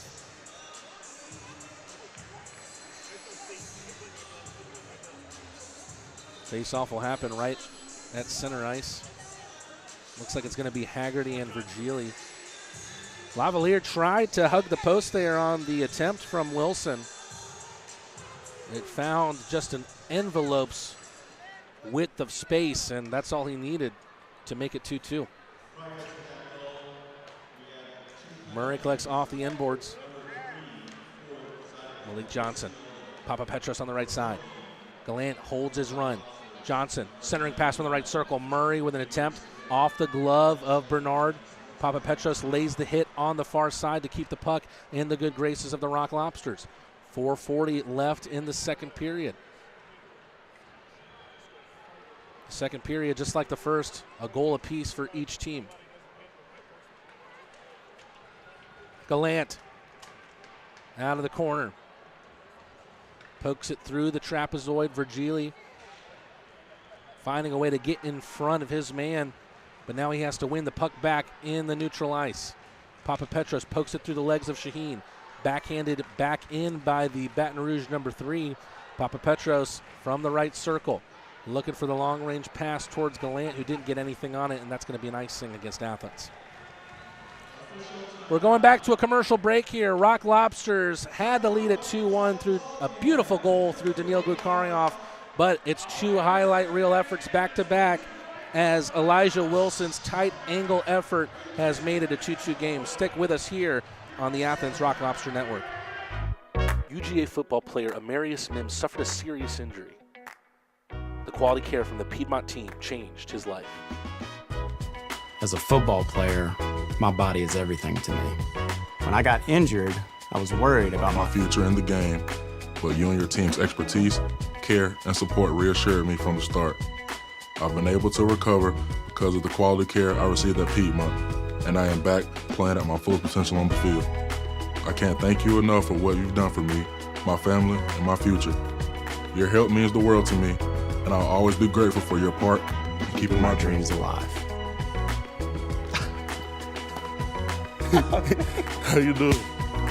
Well, I didn't know you were going to be here. Yes, sir. I'm so proud of you. So happy for you. It gives me joy to see you out there on the field doing your thing. You look good. Appreciate you. It's a good-looking ankle. I'm trying to tell you. Meet our professional team, where the best customer service is our promise.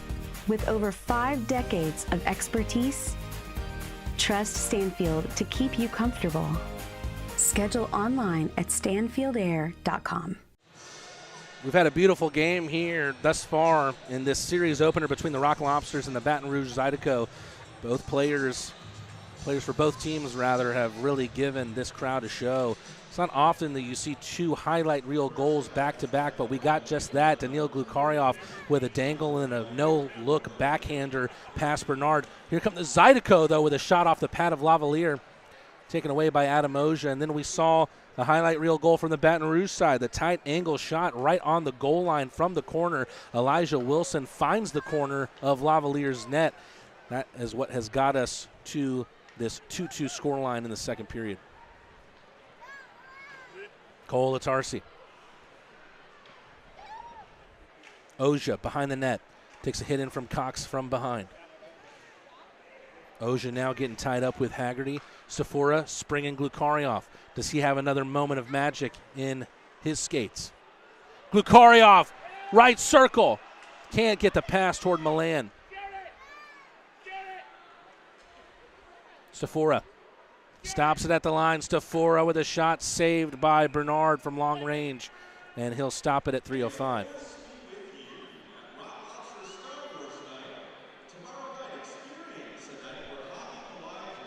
Probably frustration lying with the Rock Lobsters now. They've played a great game and shots at 25-11 in favor of Athens. Nothing to show for it yet in terms of a lead. They've had 2 leads tonight. But the Zydeco have found a way. They've stayed efficient. 2 goals on 12 shots. I think we're going back to a commercial break here. Apologies for that. Quick commercial back-to-back. We'll be back here. 3 minutes and 5 seconds to go in the second period.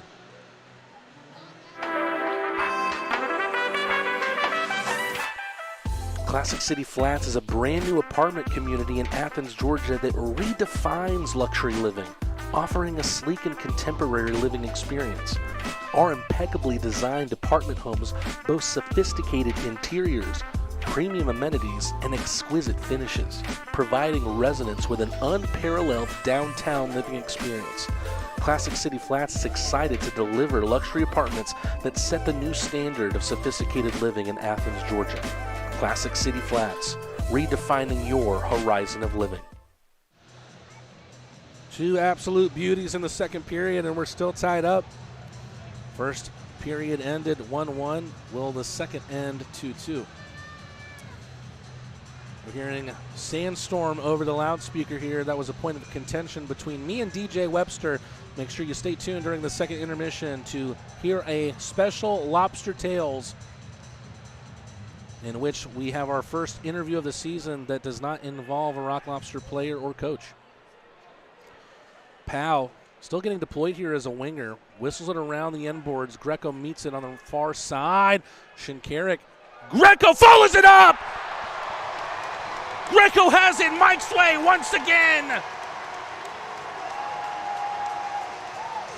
It's been a night of beautiful returns, and now Greco has a return to show for himself, answers the bell, and takes the lead back for the Rock Lobsters. They have their third advantage of the night. Greco, whose last game came here on February 23rd, missed a month from a block shot. He's finally back. He's someone that the fans have missed so much in his absence. Shinkarik able to get the face-off to his skate and then kicks it to Robertson.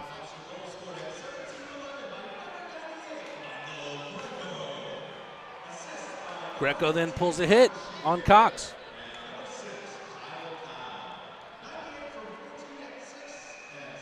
Looks like it's Shinkarik and Powell on the assist of Greco's goal.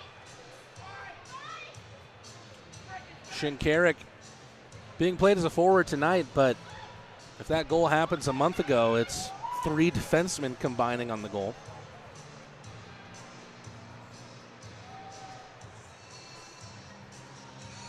Both teams will make changes before this face-off. 2:28 to go. Can the Rock Lobsters go back into the tunnel with a lead?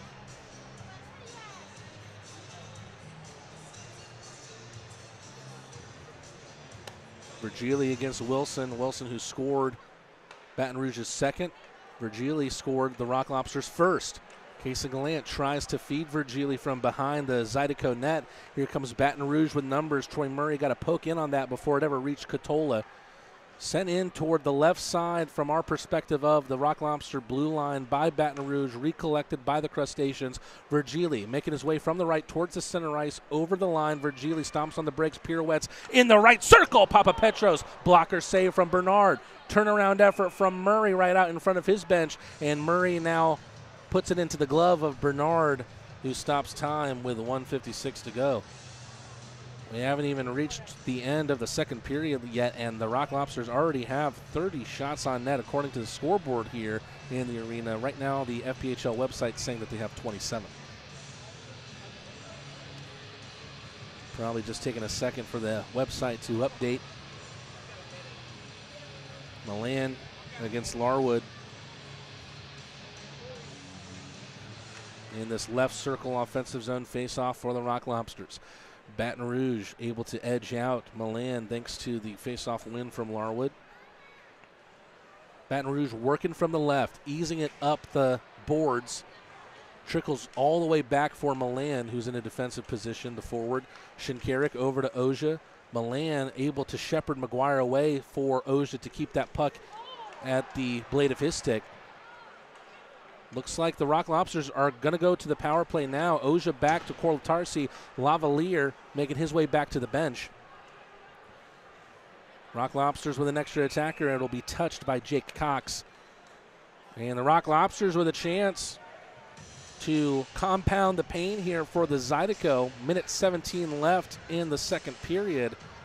And the Rock Lobsters are back on the Paloma Park power play. Already have a power play goal on the night. All eyes, of course, will be on the Red Deer Rocket, Kason Gallant. Gallant, a chance for him to go atop the FPHL rankings in goals. He's already atop the FPHL rankings in power play goals with 14.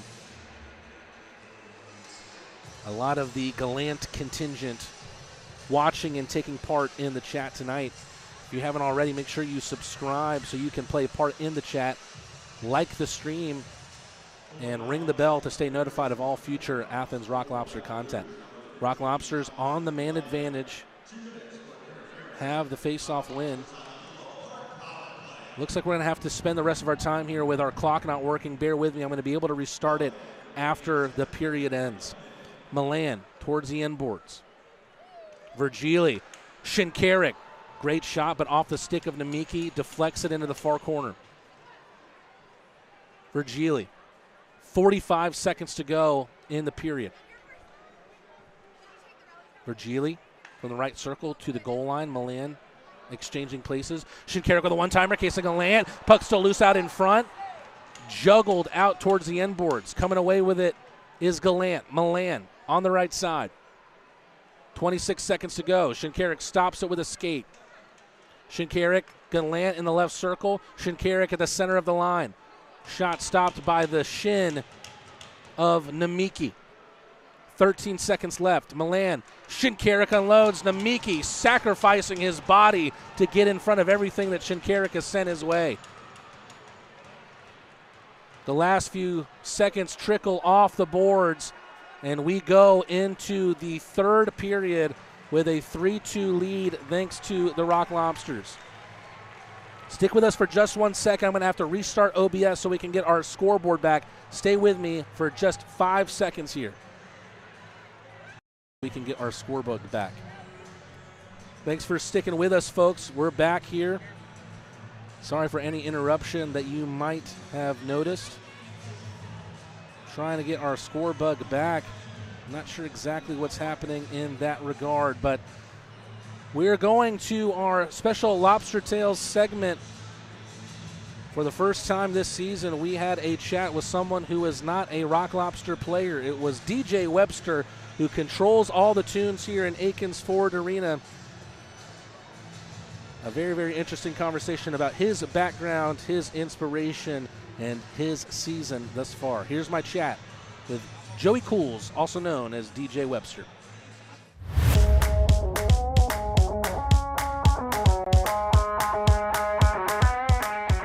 Hey again, Crustacean Nation, and welcome back to the Athens Rock Lobster Network. You may be familiar with our Lobster Tales segment, and we've got a little bit of a different episode today. Mac T and Rad as always, but on the beat with me today is in-house DJ for Athens Rock Lobster Games, Joey Cools, but you know him better as DJ Webster. Joey, how are you doing today, my friend? I'm great, brother. How are you doing? I'm doing great, man. It's great to get you on the show. You know, you and me have become kind of fast friends already this season, and I want to get into how you started with the team, but let's get, back in the DeLorean. Let's go back even further. I know you're an upstate New York guy. What was your upbringing like, and how did you first get interested in music? Man, I'll tell you, I grew up in Rochester, New York, which is a little suburb outside of Buffalo, about 30,000 people or so. I mean, it's pretty small compared to Atlanta. I grew up with a lot of cousins, a lot of women in my house, a lot of music. My grandmother was the one that started it all with me. Large family, and it just, I don't know where I started from. I mean, it's crazy, to think where I came from and to be here now is just, it's nuts. I know you ended up moving to Georgia at a relatively young age because I know you went to school right down the road at Chattahoochee High School. Yeah. What led to you moving to the Peach State, and how old were you when that happened? So we moved down here right in 92, right before the Olympics actually came to Atlanta. My mother ended up getting married, and the gentleman she married, who is now my father, through adoption, and we ended up moving here. And I was like, 10 years old. So I had no choice at that point, so, but yeah, I miss the North. I don't miss the cold, but I miss the North. That's for sure. I know you've told me this story before, but can you take us through the inspiration for the name DJ Webster? So Webster is actually the town I grew up in. It's outside of Rochester, very small, tight-knit community. 85% of my family still live there. My grandmother gave me that moniker when I was very young, and she said, when I became a DJ, she said, take that name with you. God rest her soul. She's not around. She actually passed away last year. It's been rough. But honestly, that name means more to me now than it ever has been. No doubt her spirit lives on in your music and what you do now. I'm a musician as well, but, I play drums, guitar, keys. You can find cheap versions of these instruments and get started. How does one break into DJing, and when did you know that it was something you'd be interested in doing? It's kind of funny you asked that question because I was actually preparing myself. I'm like, what if he asked that question? I'm gonna know the answer to it right off the bat. So I got down to Atlanta because I started, kind of breaking into the mainstream about 2008. And it pretty much fell into my lap. My buddy David Smith, who is known by DJ Kermit, is still a very well-known DJ in the Atlanta area, had me fill in for him one night in karaoke. And I had like the turntables and, like the computer screen. And he said, try it out. What do you think? And I got done with that gig and I'm like, man, I could do this. And then I started, I bought like drum pads and started making beats myself because that's what I do in my spare time is I love making beats, doing the drum pads and kind of synchronizing those two like beats together, like listening to the BPMs from one end to the other and be like, does that sound like a good tune or does it sound like two shoes and a dryer? You know what I'm saying? Like, so, but yeah, he really helped out, like plugging me into that network. And now I've kind of flown off and done my own thing for the past 23 years almost. You talked about it. I know you have an extensive background in running karaoke shows as well. Do you have a go-to karaoke song that you could tear down the house with? 100%. And it's Bobby Caldwell's "What You Won't Do for Love." That is my jam. That is my jam. That's an absolute classic, man. I won't ask you to sing it right here, but I think me and you will probably jam on that on the game tomorrow. Yeah, totally. Being a DJ is one of those things you have to, cut your teeth in some wild places. What were some of the earliest gigs like? Is there any crazy stories from the early days? Oh, wow. Okay, so when I was, you're pretty local to how long have you been in Atlanta? I wanted to see if you're familiar with Mama Showcase down in Decatur. Yeah, I was born at Northside Hospital, so I've been here my entire life. Okay, so Mama's. So I was working a gig at Mama's, and it was under DJ Kermit, and he ended up sending me to Cowboys out here in Kennesaw, which was the Electric Cowboy, but before it was Cowboys. Well, that was like my first physical gig as a DJ. And let me tell you, when everything could have gone wrong, it did. 100%. I wasn't getting sound to the speakers. My program wasn't calling up. I was like, what is going on? And so I had to call him and he troubleshotted me through it. And, 15 minutes later, you have that moment where everything just clicks and you just kill it. That's what happened. Everything went wrong for the first 20 minutes. And then I figured out what happened. And then I started going step by step by step. And I said, and then it finally clicked. I was like, hold on, let me just take a step back. Boom, there it is. And it was just complete mayhem from about 10 p.m. till 3 a.m. It was just nothing but nonstop, just beats. Man, you're taking me back talking about Electric Cowboys, man. That takes me back to my early days as a musician. I was a 13-year-old kid playing drums for our Nirvana cover band. You're local to Kennesaw now. I don't know if you remember the place Swayze's was like. Yes. It was like one of the only music clubs that you could book if you were like an up-and-comer. We were 13, 15, 16-year-old kids, just plugging into these rinky-dink amps and playing in front of, pretty much our mobs. Yeah, it was you're playing in front of bands and their girlfriends. That's pretty much it, but here's another one for you. Run Around Sue's. That was another good one for me. But believe it or not, I actually, when I went to, I don't know if you know this, but I'll tell you, I'll tell everybody a secret about me is that I am a classically trained chef as well. And I studied in Memphis, Tennessee, where I became more in touch with my music side, if that makes sense, because I learned more blues, more soul, more guitar than anything. There is a club out there called Ground Zero, actually owned by Morgan Freeman, that I became like a house DJ at on some nights that they didn't have live music. And that is what brought me here. You mentioned it. I know you work now as a sous chef in the kitchen. What do you think is the biggest similarity between being a DJ and being a chef? I don't know. I would say the beets. I would say the beets, but that's just a vegetable, you know, like honestly, That's a question. yeah, it's realistically, I don't know, it's the same environment. You're kind of go, go, go, go, go. You know, you got to think on your feet, you got to use your brain, and sometimes I don't, and that's what makes me a good DJ is I don't use my brain. Honestly, it's not problematic for me, but honestly, I can think on my feet, and that's what makes me good at what I do. I promise you that.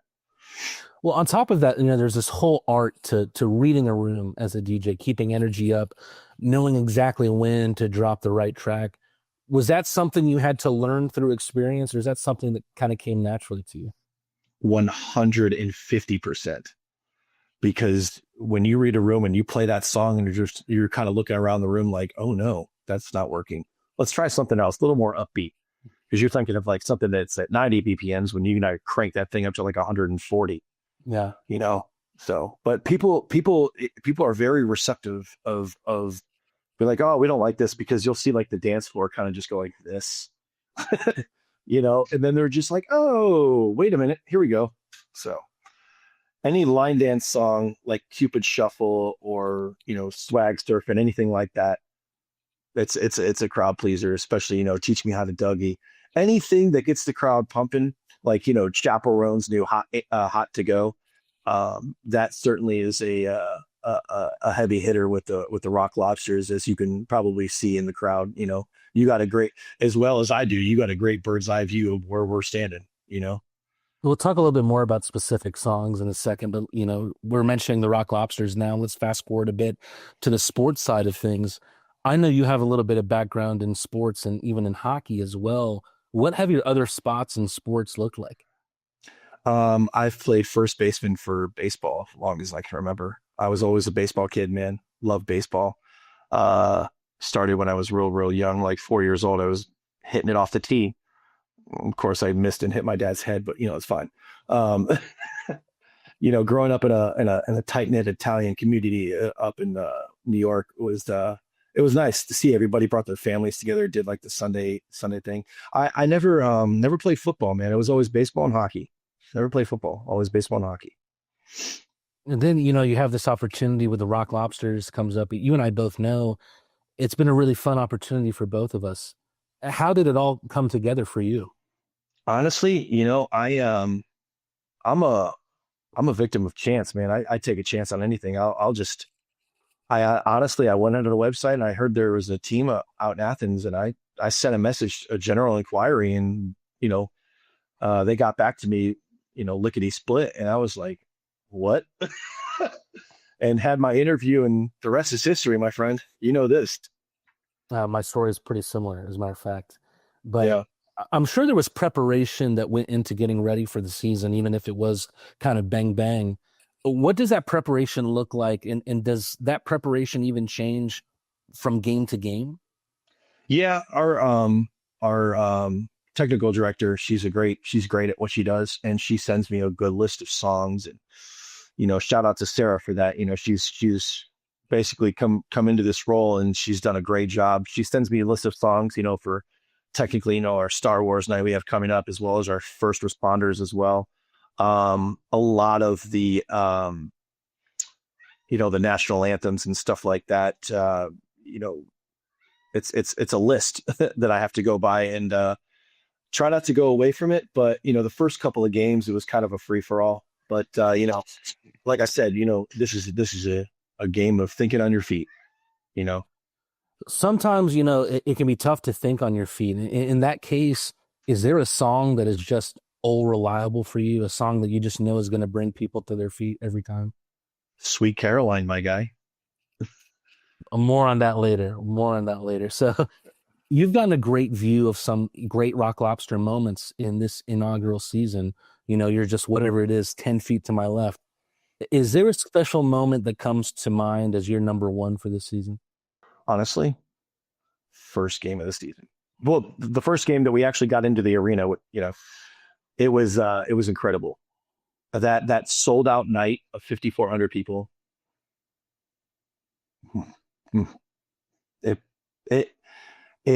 The gods spoke to me, especially with my grandmother there.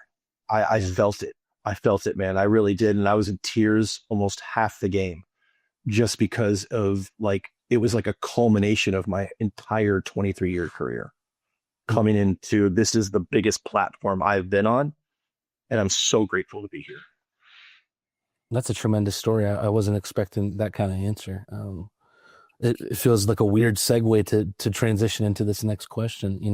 I wanted to ask about, you have great conversations with the guys. I'm always talking when you say, hey, I was talking to Greco or I was talking to Milan and we're talking about that. I wanted to know if in your conversations with any of the guys, who on the team you might guess has the best music taste? Believe it or not, I'm going to go with Captain Fantastic himself because, me and Carter, we share a kind of similar personality. I've got a lot of their playlists. A lot of the younger guys, hit me with some EDM stuff like that, like Pow and Rosie and stuff like that. But I'd have to say Shinks and Portillo. We all know where he is, and I'm happy where he is. But come on back, dude. Come on, let's go. Where are you at? But yeah, I would say Shinks. Honestly, I feel like he has the ear because Metallica is his thing. You might say, what song should be retired from sports arenas forever? Oh my God.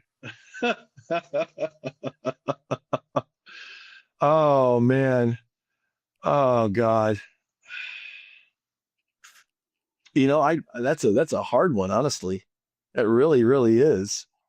It's a tough one. Yeah, it is. Oof.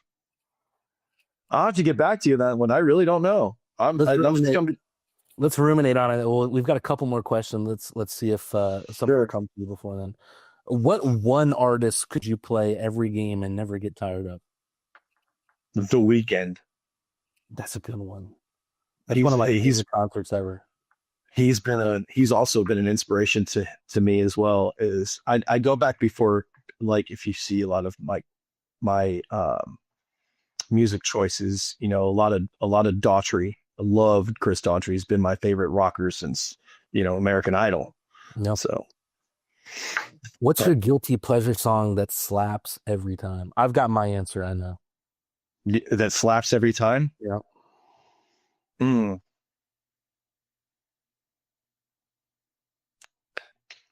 Man, you hit me with these good questions. I wasn't ready for this one.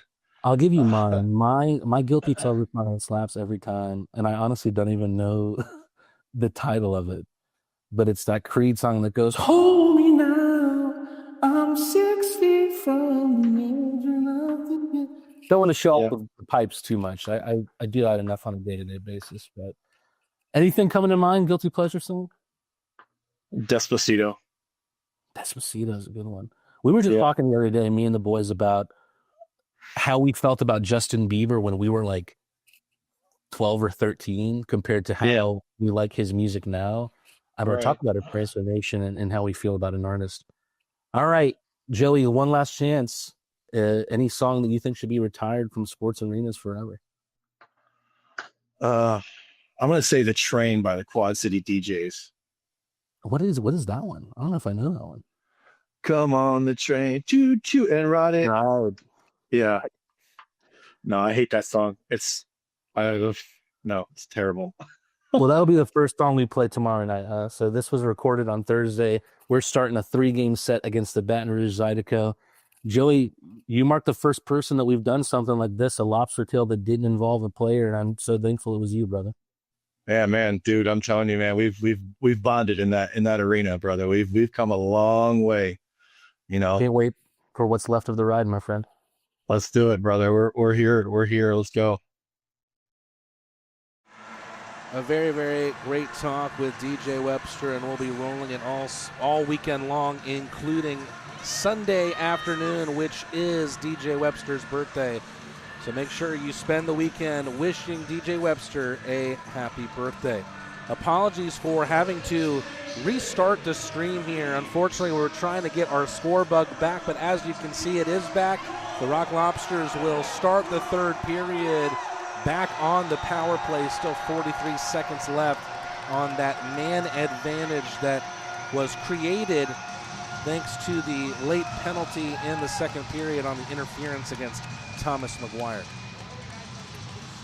The Rock Lobsters lead 3-2, a total of 3 goals in that second period split among the two teams.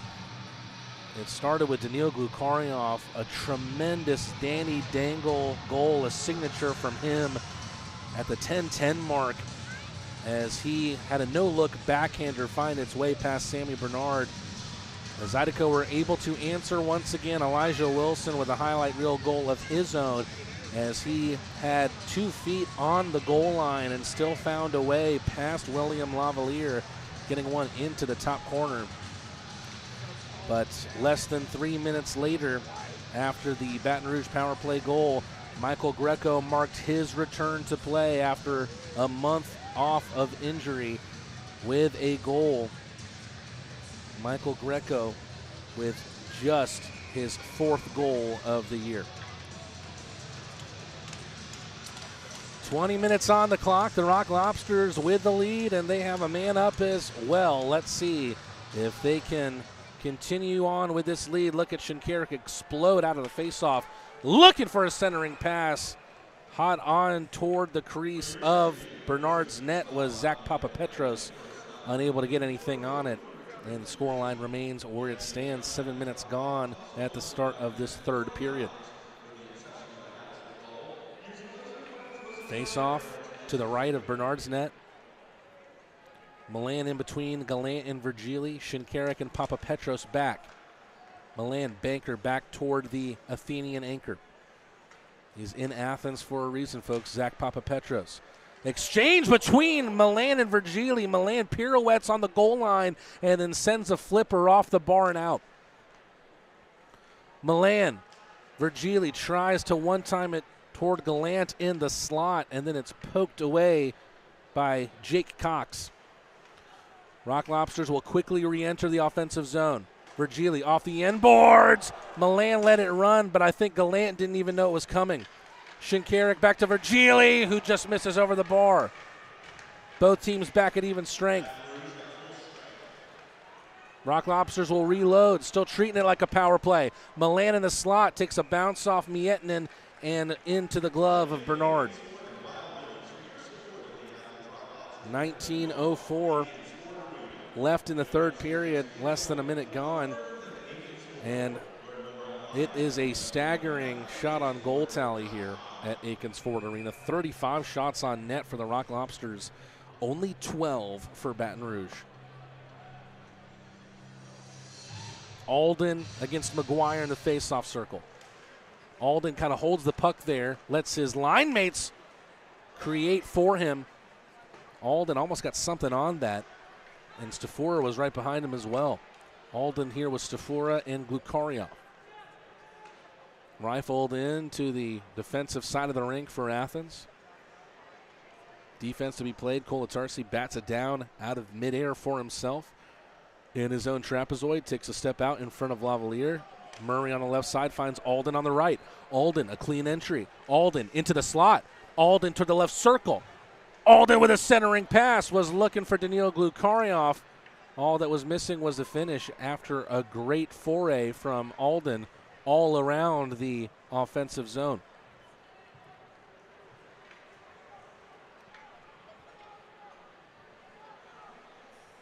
A little bit of a breather here from Robertson. Papa Petros. Somewhat whiffs on that one, and that allows the dump back in from Baton Rouge.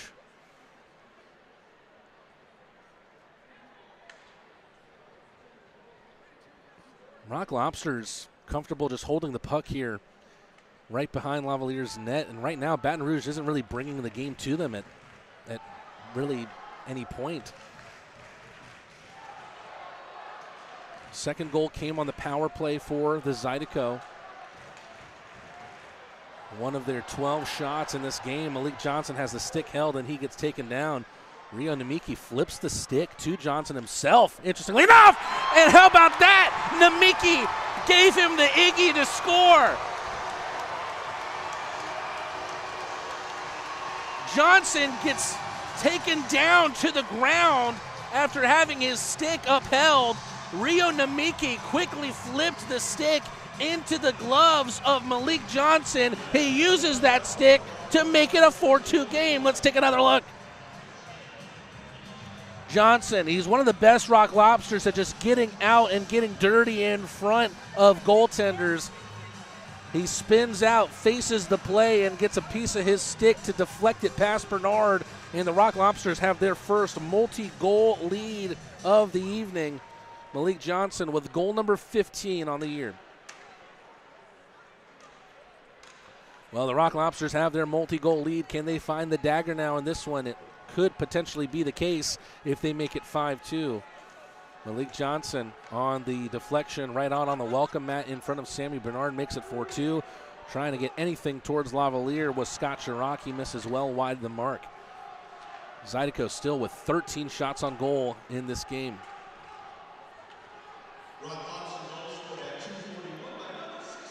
Baton Rouge with a takeaway in the offensive zone. Back to Catola at the line. Lavalier bats it away. Shinkarik and Papa Petros on the goal from Malik Johnson.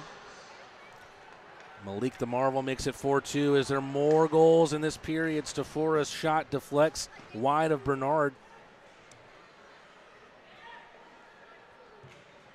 That is assist number 3 on the night for Carter Shinkarik.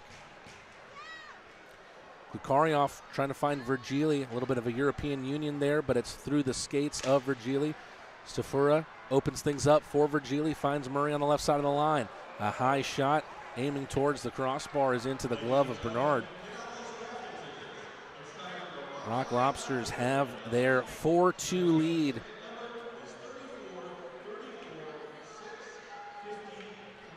Four different goal scorers on the night: Virgili, Lukarioff, Michael Greco, and Malik Johnson. Virgili with a face-off win. Murray out to the right.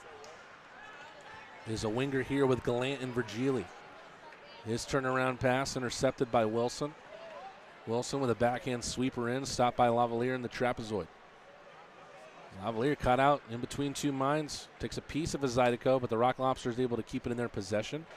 Murray with a banker out to the right side for Colatarsi. Up the right-hand boards, Kyle Powell. Gallant unable to play that down with his glove. Was over towards Virgili. Cleared out by the Zydeco, but it'll be an icing. It has been an exciting night for sure.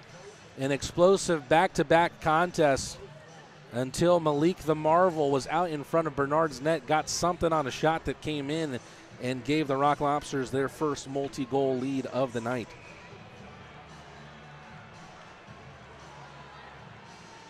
Shinkarik directing traffic like a point guard here, asking Papa Petros and Greco to switch. Shinkarik, usually a defenseman, getting up in on the forward play tonight. Has been doing well in faceoffs as well. Smith stops the clearance, slaps one towards Bernard. Took him a second to freeze that puck, but eventually does with 15-13 left in regulation. How about this? The Blue Ridge Bobcats right now with a 4-2 lead against the Carolina Thunderbirds. That will give the Rock Lobsters a chance to find an opening over the Thunderbirds. Wow, what a laser from Papa Petros' stick to the glove of Bernard. Taking a quick look at the standings, if the loss is held by Carolina tonight, they will stay at 110 points. The Rock Lobsters will have a game at hand with 109 points. Will be Carolina with 51 games played and the Rock Lobsters with 50. So something to keep an eye on. Shinkarik's still over the face-off dot here. He's going up against Chirac. Clean face-off win for Captain Fantastic. Greco with another shot. He's looking for his second of the night. Shinkarik takes the save away from Bernard, takes the puck back. Great run up from Papa Petros, looking for that tight angle shot once again. Spills out all the way to the left side of the line. Papa Petros sticking it back into contention. Alden taken down to the ice. And now Alden getting tied up here with Matcham. Matcham just pushes him in to Bernard's net. We're going to have a stoppage in play here. I don't think play has stopped. The Zydeco still playing with the puck on the other side of the ice. Lavalier out of his crease. Play is still happening here, and the Zydeco have scored. Just absolute chaos here. It's unbelievable.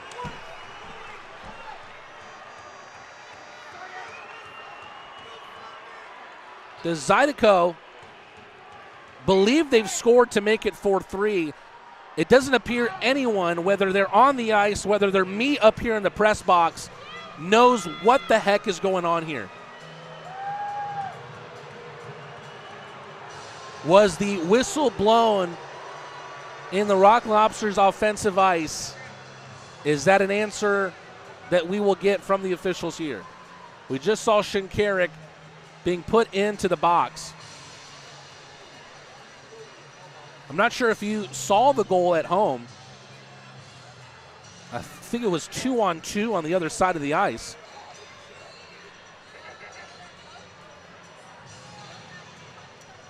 Just an absolute mess here. Just an absolute mess. Look, we have a lot to figure out here. Let's go to a commercial break. I'm a little bit speechless here. Let's see what happens. UGA football player Amarius Mims suffered a serious injury. The quality care from the Piedmont team changed his life. As a football player, my body is everything to me. When I got injured, I was worried about my future in the game, but you and your team's expertise, care, and support reassured me from the start. I've been able to recover because of the quality care I received at Piedmont, and I am back playing at my full potential on the field. I can't thank you enough for what you've done for me, my family, and my future. Your help means the world to me, and I'll always be grateful for your part in keeping my dreams alive. How you doing? Well, I didn't know you were going to be here. Yes, sir. I'm so proud of you. So happy for you. It gives me joy to see you out there on the field doing your thing. You look good. Appreciate you. It's a good-looking ankle. I'm trying to tell you. Well, as if things weren't confusing enough, we indeed have a 4-2 game. The goal was chalked off that scratched the Zydeco back within one. Let's see what we've got going penalty-wise on here, because I'm seeing numbers being taken and put back off the board. The Rock Lobsters going to have a power play. It doesn't look like it. It looks like right now that there's 2 players for each team that will be sent into the box. Nothing on the Federal Hockey website yet on just exactly what those penalties are. It looks like at least one of them will be an unsportsmanlike conduct against Michael Greco. All of the penalties were just erased off the scoreboard here. For those of you just joining us, the Zydeco believed that they had scored to make it a 4-3 game. But meanwhile, while they were scoring that goal, there was just complete havoc, pushing and shoving on the complete other side of the ice. After taking another look at it, the Rock Lobsters have had that goal chalked off, so the scoreline remains 4-2. It looks like we're skating 5 apiece here, so no penalties.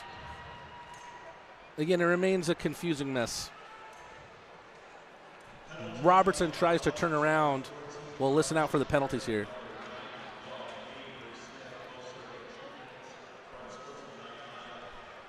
Here's some unsportsmanlike conducts. I think multiple for both teams. Stafura gets held into the boards. Tries to get in past Miettinen, who just eases the puck onto the stick of Katola. Katola takes it away, takes it from right to left. Good movement from him, but takes a hit from Robertson. That frees the biscuit up for Milan. Stafura trying everything he can to get it over the line, but stopped well by Miettinen. 4 unsportsmanlike conduct penalties total, 2 for each team. Nemiki and Matcham for the Zydeco. Smith and Shinkarik for the Rock Lobsters. Out of that, we will skate 5 players apiece. Every now and then, you just see something that is inexplicable. Something that puzzles the mind, something you just never seen before. The face-off, won by the Zydeco, gets batted all the way back to Bernard in his own crease. Baton Rouge get it out of their zone, but right now that's really how they've played most of this game. Of course, they have their 2 goals, in which they've scored on 13 shots. However, most of this game, even if the puck is on the Baton Rouge stick, has been played in their own half. Remains a 4-2 game here, despite the fact that the Zydeco thought they made it 4-3.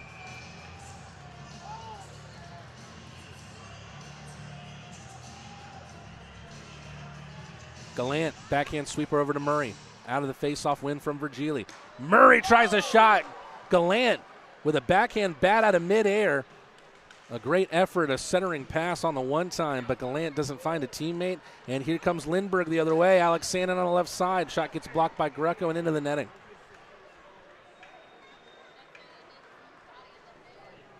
Rock Lobsters will be much more happier crustaceans knowing that they have a multi-goal lead still to play with.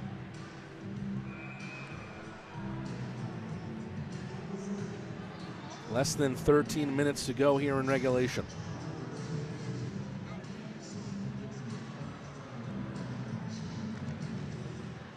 Baton Rouge with a face-off win in offensive ice. Shot came in from the blue line of Baton Rouge off the stick of Greco. They tried a left angle shot. Greco gets hurt with another blocked shot and then got pushed down to the ice after he had already taken a knee. Virgili, wraparound, fakes it, takes it into the right circle. Virgili to Papa Petros, stops it at the line.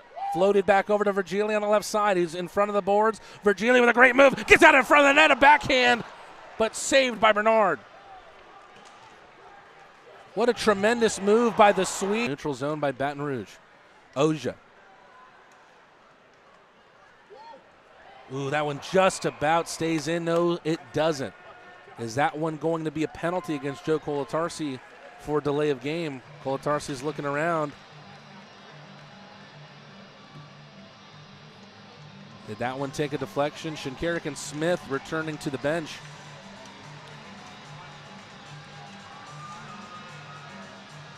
And I believe so does the pair of Baton Rouge players, Namiki and Matcham. Indeed they do. It's definitely been the longest 8 minutes of the night thus far. 11:57 to go in regulation. The Zydeco showed that they could score. Of course, it was a 2-on-2 in the offensive zone for them, while there was just havoc on the other side of the ice.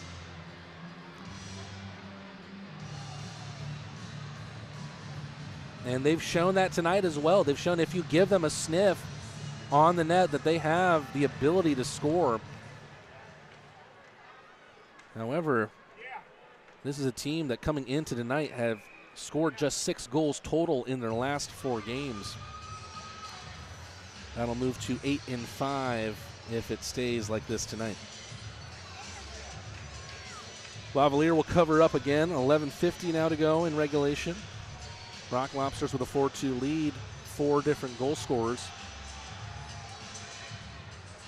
Virgili, Glukaryov, Greco, and Johnson right now, who has the cherry on top.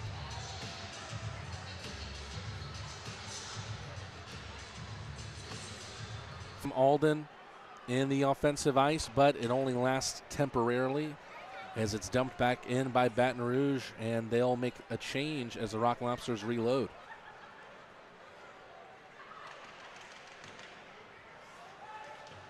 Lindbergh snaps it up the left side. McGuire over the left circle. Tries to get creative with it, just tries to bank it off of Lavalier with one hand, but it's going to take a little bit more than that to beat Big Willie in the net tonight. Riley Robertson, great to see him back in a Rock Lobster uniform after missing some time with injury. Milan playing a little bit of keep away on Matcham, who takes him toward the end boards and wins the puck back for Baton Rouge. Milan tries to poke it in on McGuire, comes up into the air. Robertson stops it at the line, but then Jake Cox over the center of the ice. Tried to dump it in off the boards. Lavalier sticks the oven mitt out of the crease and grabs that one. Caught that one like a bug in the glove. Still a lot more action in this 3-game set. Make sure if you haven't already, buy tickets for tomorrow night, which is Star Wars night. It's going to be a fun one. Puck drop on Saturday, also 7:05. We've also got a Sunday matinee report card night. For those of you in elementary school, middle school, or high school, come bring your report card, show that you got an A on that sucker, and you will get a discounted ticket.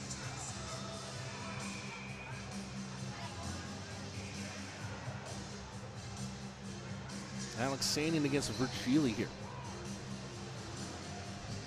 Alexanian out of Saint-Louis, Quebec.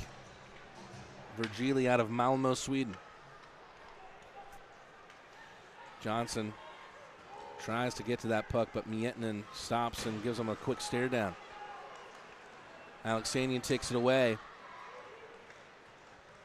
Gets it over the Lobster.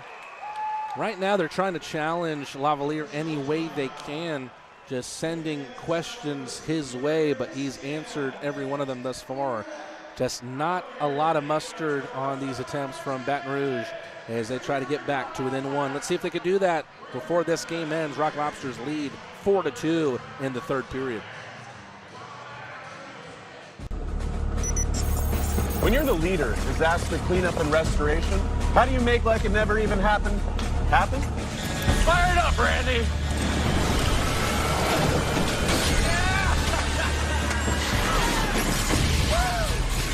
By being prepared for anything.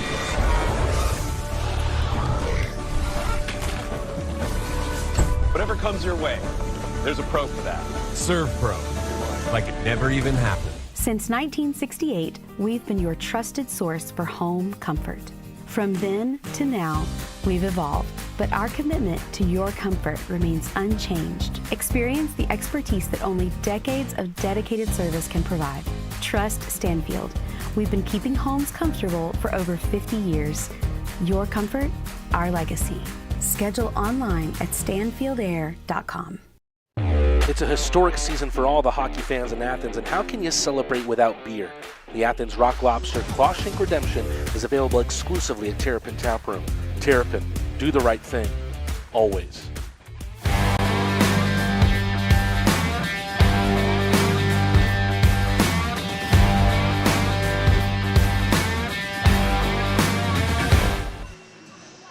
Back in action here at Akins Ford Arena. The Rock Lobsters trying to close out this win here. Puck loose out in front, just spills in behind Lavalier off the end boards.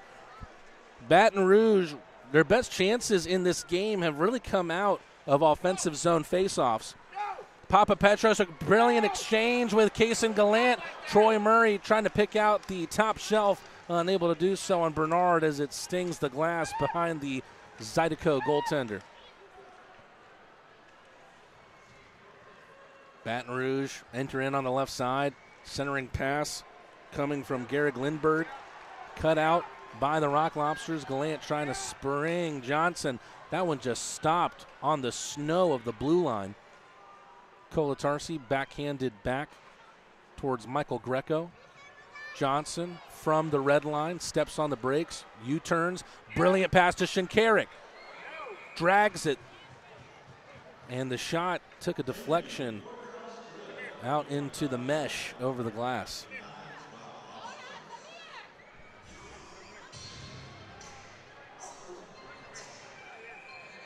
Less than 9 minutes to go now. Rock Lobsters holding on to this 4-2 lead. They weren't so certain that they were holding on to it at one point. Colatarsi batted down by Alden off the bar. Oh my goodness. It has just been a cruel, cruel fate for Hunter Alden as of late. We keep talking about how close he has come, and perhaps it doesn't get much closer than that. The most minuscule of margins as Alden batted down a shot that had come in, was getting dirty. Shinkarik against Cox here on the faceoff circle. Shinkarik. Greco makes a step up after Shinkarik got the first touch on the faceoff. Namiki takes it away. Back to Namiki, who's behind Bernard here. Namiki, the Japanese defenseman, a very, very good skater. Perhaps takes too many chances in his own ice, however. Alden takes it away, finds Colatarsi at the line. Greco's on the right side of the blue. That one off the top of the glove. Alden tries to wrap around. Second time he's tried that tonight. Here he is again. Gives his man his back and keeps that puck on the boards. Smith away. Colatarsi at the line. Greco with another shot. Missed just wide. Colatarsi backhand sweep back towards Shinkarik. Poked up by Jake Cox. Colatarsi down to the ice, and Cox will get it away from his half.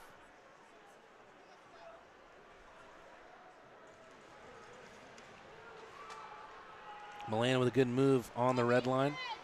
Gets it poked away, but then Daniil Glukaryov has it back. Left circle shot. Wide to the right of Bernard.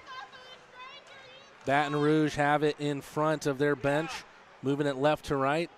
Katola will dump and chase himself. Robertson gets there first. Finds Glukaryov on the near side. And now the puck's in the corner. A collection of bodies there, but the Rock Lobsters come away with it through Glukaryov.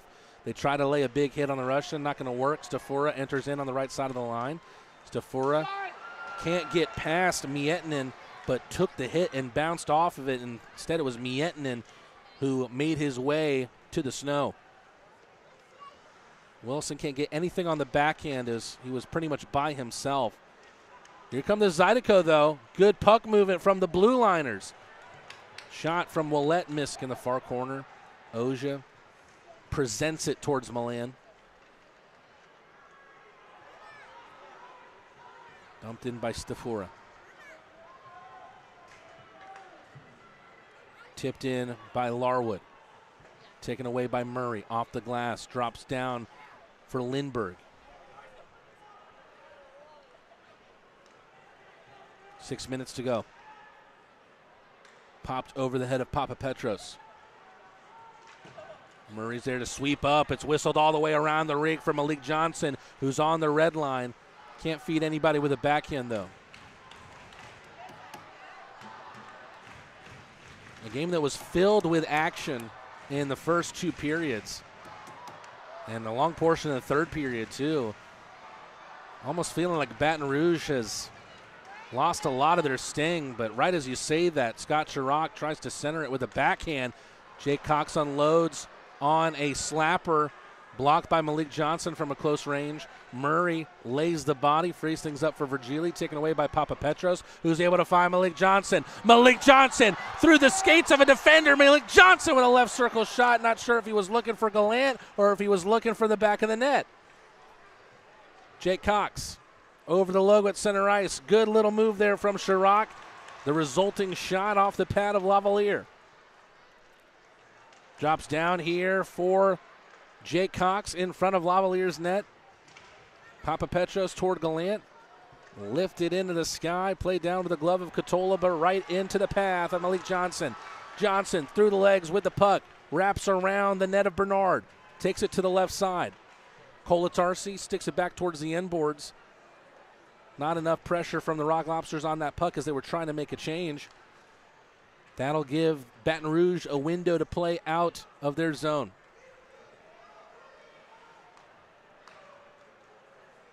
"19 shots on goal turns into 20 for the Zydeco.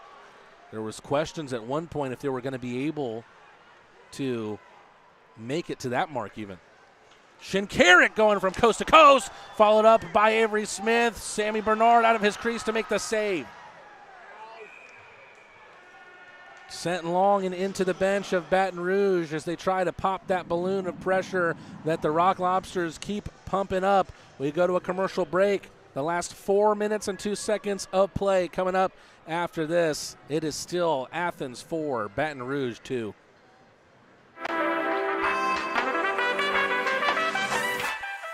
Classic City Flats is a brand new apartment community in Athens, Georgia that redefines luxury living, offering a sleek and contemporary living experience. Our impeccably designed apartment homes boast sophisticated interiors, premium amenities, and exquisite finishes, providing residents with an unparalleled downtown living experience. Classic City Flats is excited to deliver luxury apartments that set the new standard of sophisticated living in Athens, Georgia. Classic City Flats, redefining your horizon of living. Every business owner who's built a business wonders about their company's legacy. What's the path forward after they decide to take a step back? At the heart of every succession plan is a vision that safeguards hard-earned success. This isn't just paperwork. It's your roadmap, guiding a business during a change in ownership and detailing how ownership transitions and key financial decisions unfold. This instills a profound sense of pride, belonging, innovation, and commitment, ensuring a stable future for the company and a rewarding exit for you. Let's forge that path together. It was a 2-2 game at one point in this contest, but 2 unanswered goals from the Rock Lobsters have now made it 4-2. Speaking of 4 and 2, 4 minutes and 2 seconds left in regulation here. Curious to see if the Zydeco are kind of already trying to look forward to tomorrow night's game. 20 shots on target is, in a word, just not enough to try and trouble a goaltender of Lavalier's caliber. Shinkarik, a brilliant move right out of the faceoff, takes it past the centerman and tries to center it towards Powell, trying to gift Powell's first goal as a Rock Lobster. Left circle shot, great save and a great block shot from Michael Greco. But after blocking that shot, he's quickly down into the ice and slow to get back to his feet. William Lavalier on to check on him, and Chris McNeely awaiting his signal, but it looks like Greco is going to be at least good enough to return to the bench.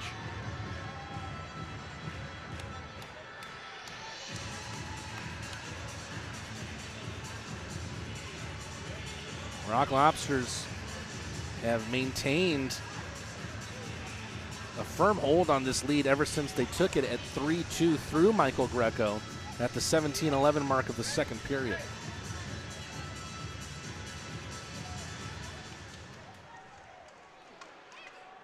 Ooh, great read there from Andrew Safura, but an even better recovery there from the Zydeco and Ethan Matcham to make sure that Stafora didn't have a break-in on Bernard's net. Lavalier might know that there's a Braves game on. He called off that pop-up like an outfielder and made the catch.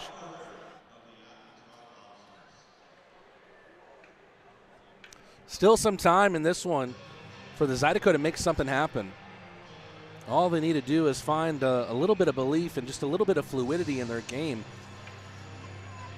They've been efficient with their shots tonight. 2 goals on 20. However, it's just not enough shots to put themselves into contention. Milan wins the faceoff, sent around the rink by Robertson. Stafora pokes it ahead for Glukaryov. Glukaryov getting tied up with Katola. A couple pokes, wins him the puck back. Stafora back around the end boards. Ozia stops it at the line, but it eventually trickles over. Back into Ozia. Loose touch from him. Springs Kuznetsov on the right side. Robertson tried to lay the hip check on the man from Russia. Milan. Move at the line. Looking for the top shelf. Missed it by a margin over the bar. Murray waves the stick over the puck. Still wins it. Back in the corner, but his backhand feed towards Milan finds the wrong number 10. Kuznetsov. Not the first time we've seen that. Instead of trying to dump it in, they send a shot right at Lavalier. Not sure if their dump-ins are just lacking a bit of direction or if instead they're trying to challenge Lavalier any way they can, knowing that time is dripping off the clock here at Akins Ford Arena.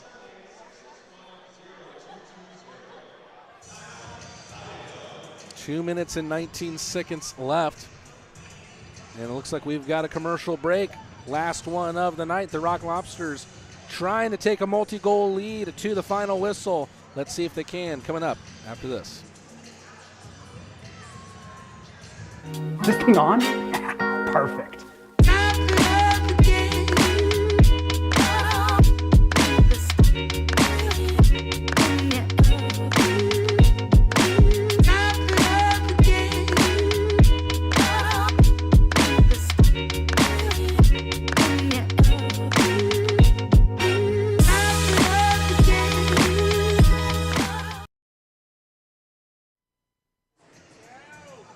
Unfortunately for the Rock Lobsters, you don't always have to.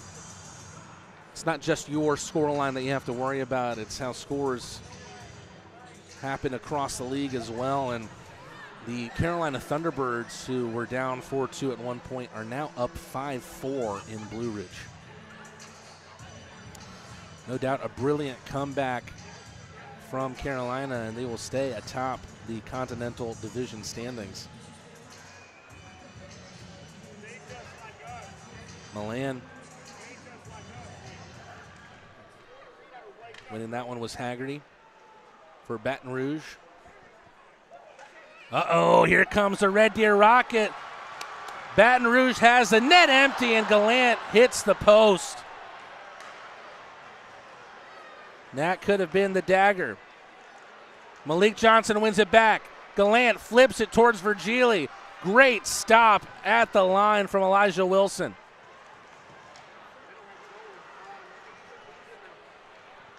Baton Rouge emptying the net, get the extra attacker now with 1:43. Chirac opts to not shoot there in a great position.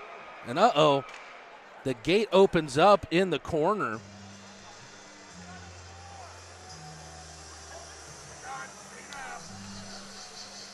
That'll stop play as they'll have to get that gate back closed. I'm not sure if it just wasn't latched or what happened.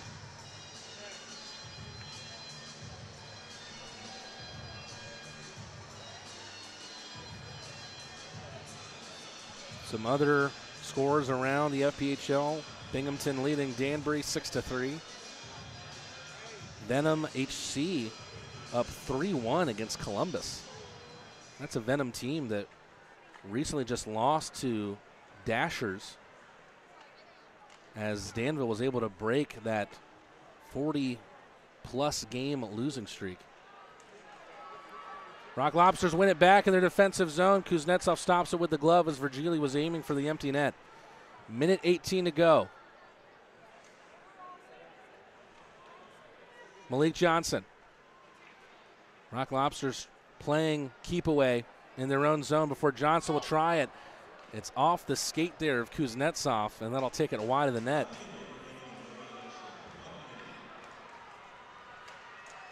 Cox swings at it like a baseball bat.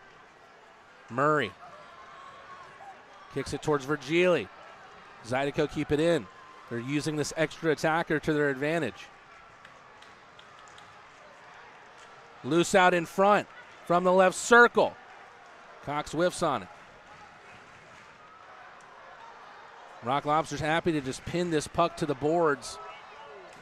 If the puck's not moving, it doesn't cause any danger. But now they'll take it away. Virgili with a great move. He gets upended by Kuznetsov. No call there on the move, and then the Zydeco score out of it.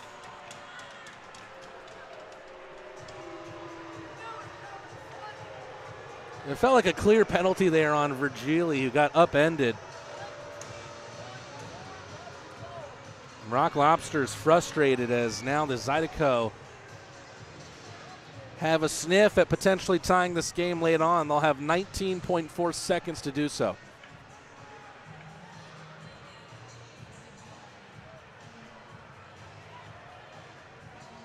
And it looks like they'll pull Bernard right out of the opening faceoff. That can be dangerous when the faceoff is right at center ice. But they have to take their chances.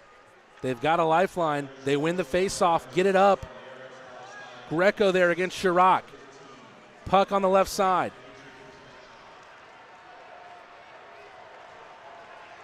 Puck pinned to the boards. Meanwhile, the clock keeps running, and that'll do it for the action. The Zydeco made it close despite the giant disparity in shots on goal. However, they come up just short, and the Rock Lobsters are able to eke out a 4-3 win.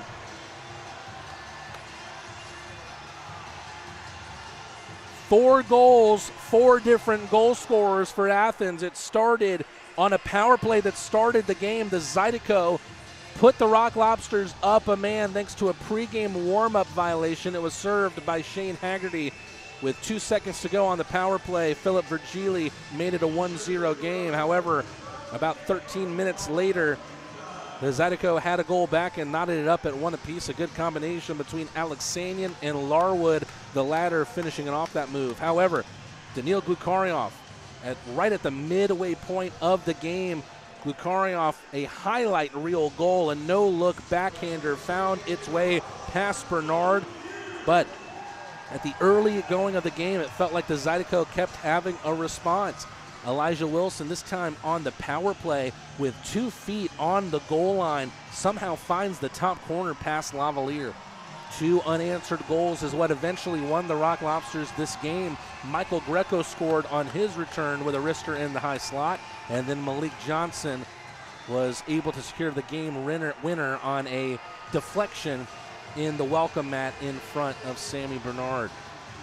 Having emptied the net, Baton Rouge was able to get one back through Narek Alexanian and made things questionable late on, but come up just short. Perhaps the Zydeco will argue that it should be a tie game after that goal that made it 4-3 because of the goal that they initially thought made the game 4-3, where there was 3 or 4 or 5 players getting knotted up in the offensive zone for the Rock Lobsters. Meanwhile, the puck gets taken the other side of the ice, a 2-on-2 the other way, and the Zydeco are able to finish it. However, it was then waved off. Rock Lobsters have their win. They have 3 points added on. That'll take them to 109 on the season. Their 28th regulation win, 39th overall, and it comes in their 50th game of the season. All that's left is to find out who will be the 23 design 3 stars of the night. Star number 3. He's able to strengthen his lead atop the FPHL points standings. Garrett Milan with 2 assists.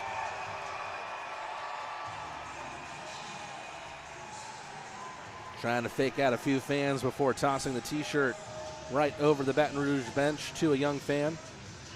Milan, 3rd star of the night with 2 assists. Milan now with 92 assists, 92 points rather on the year, excuse me.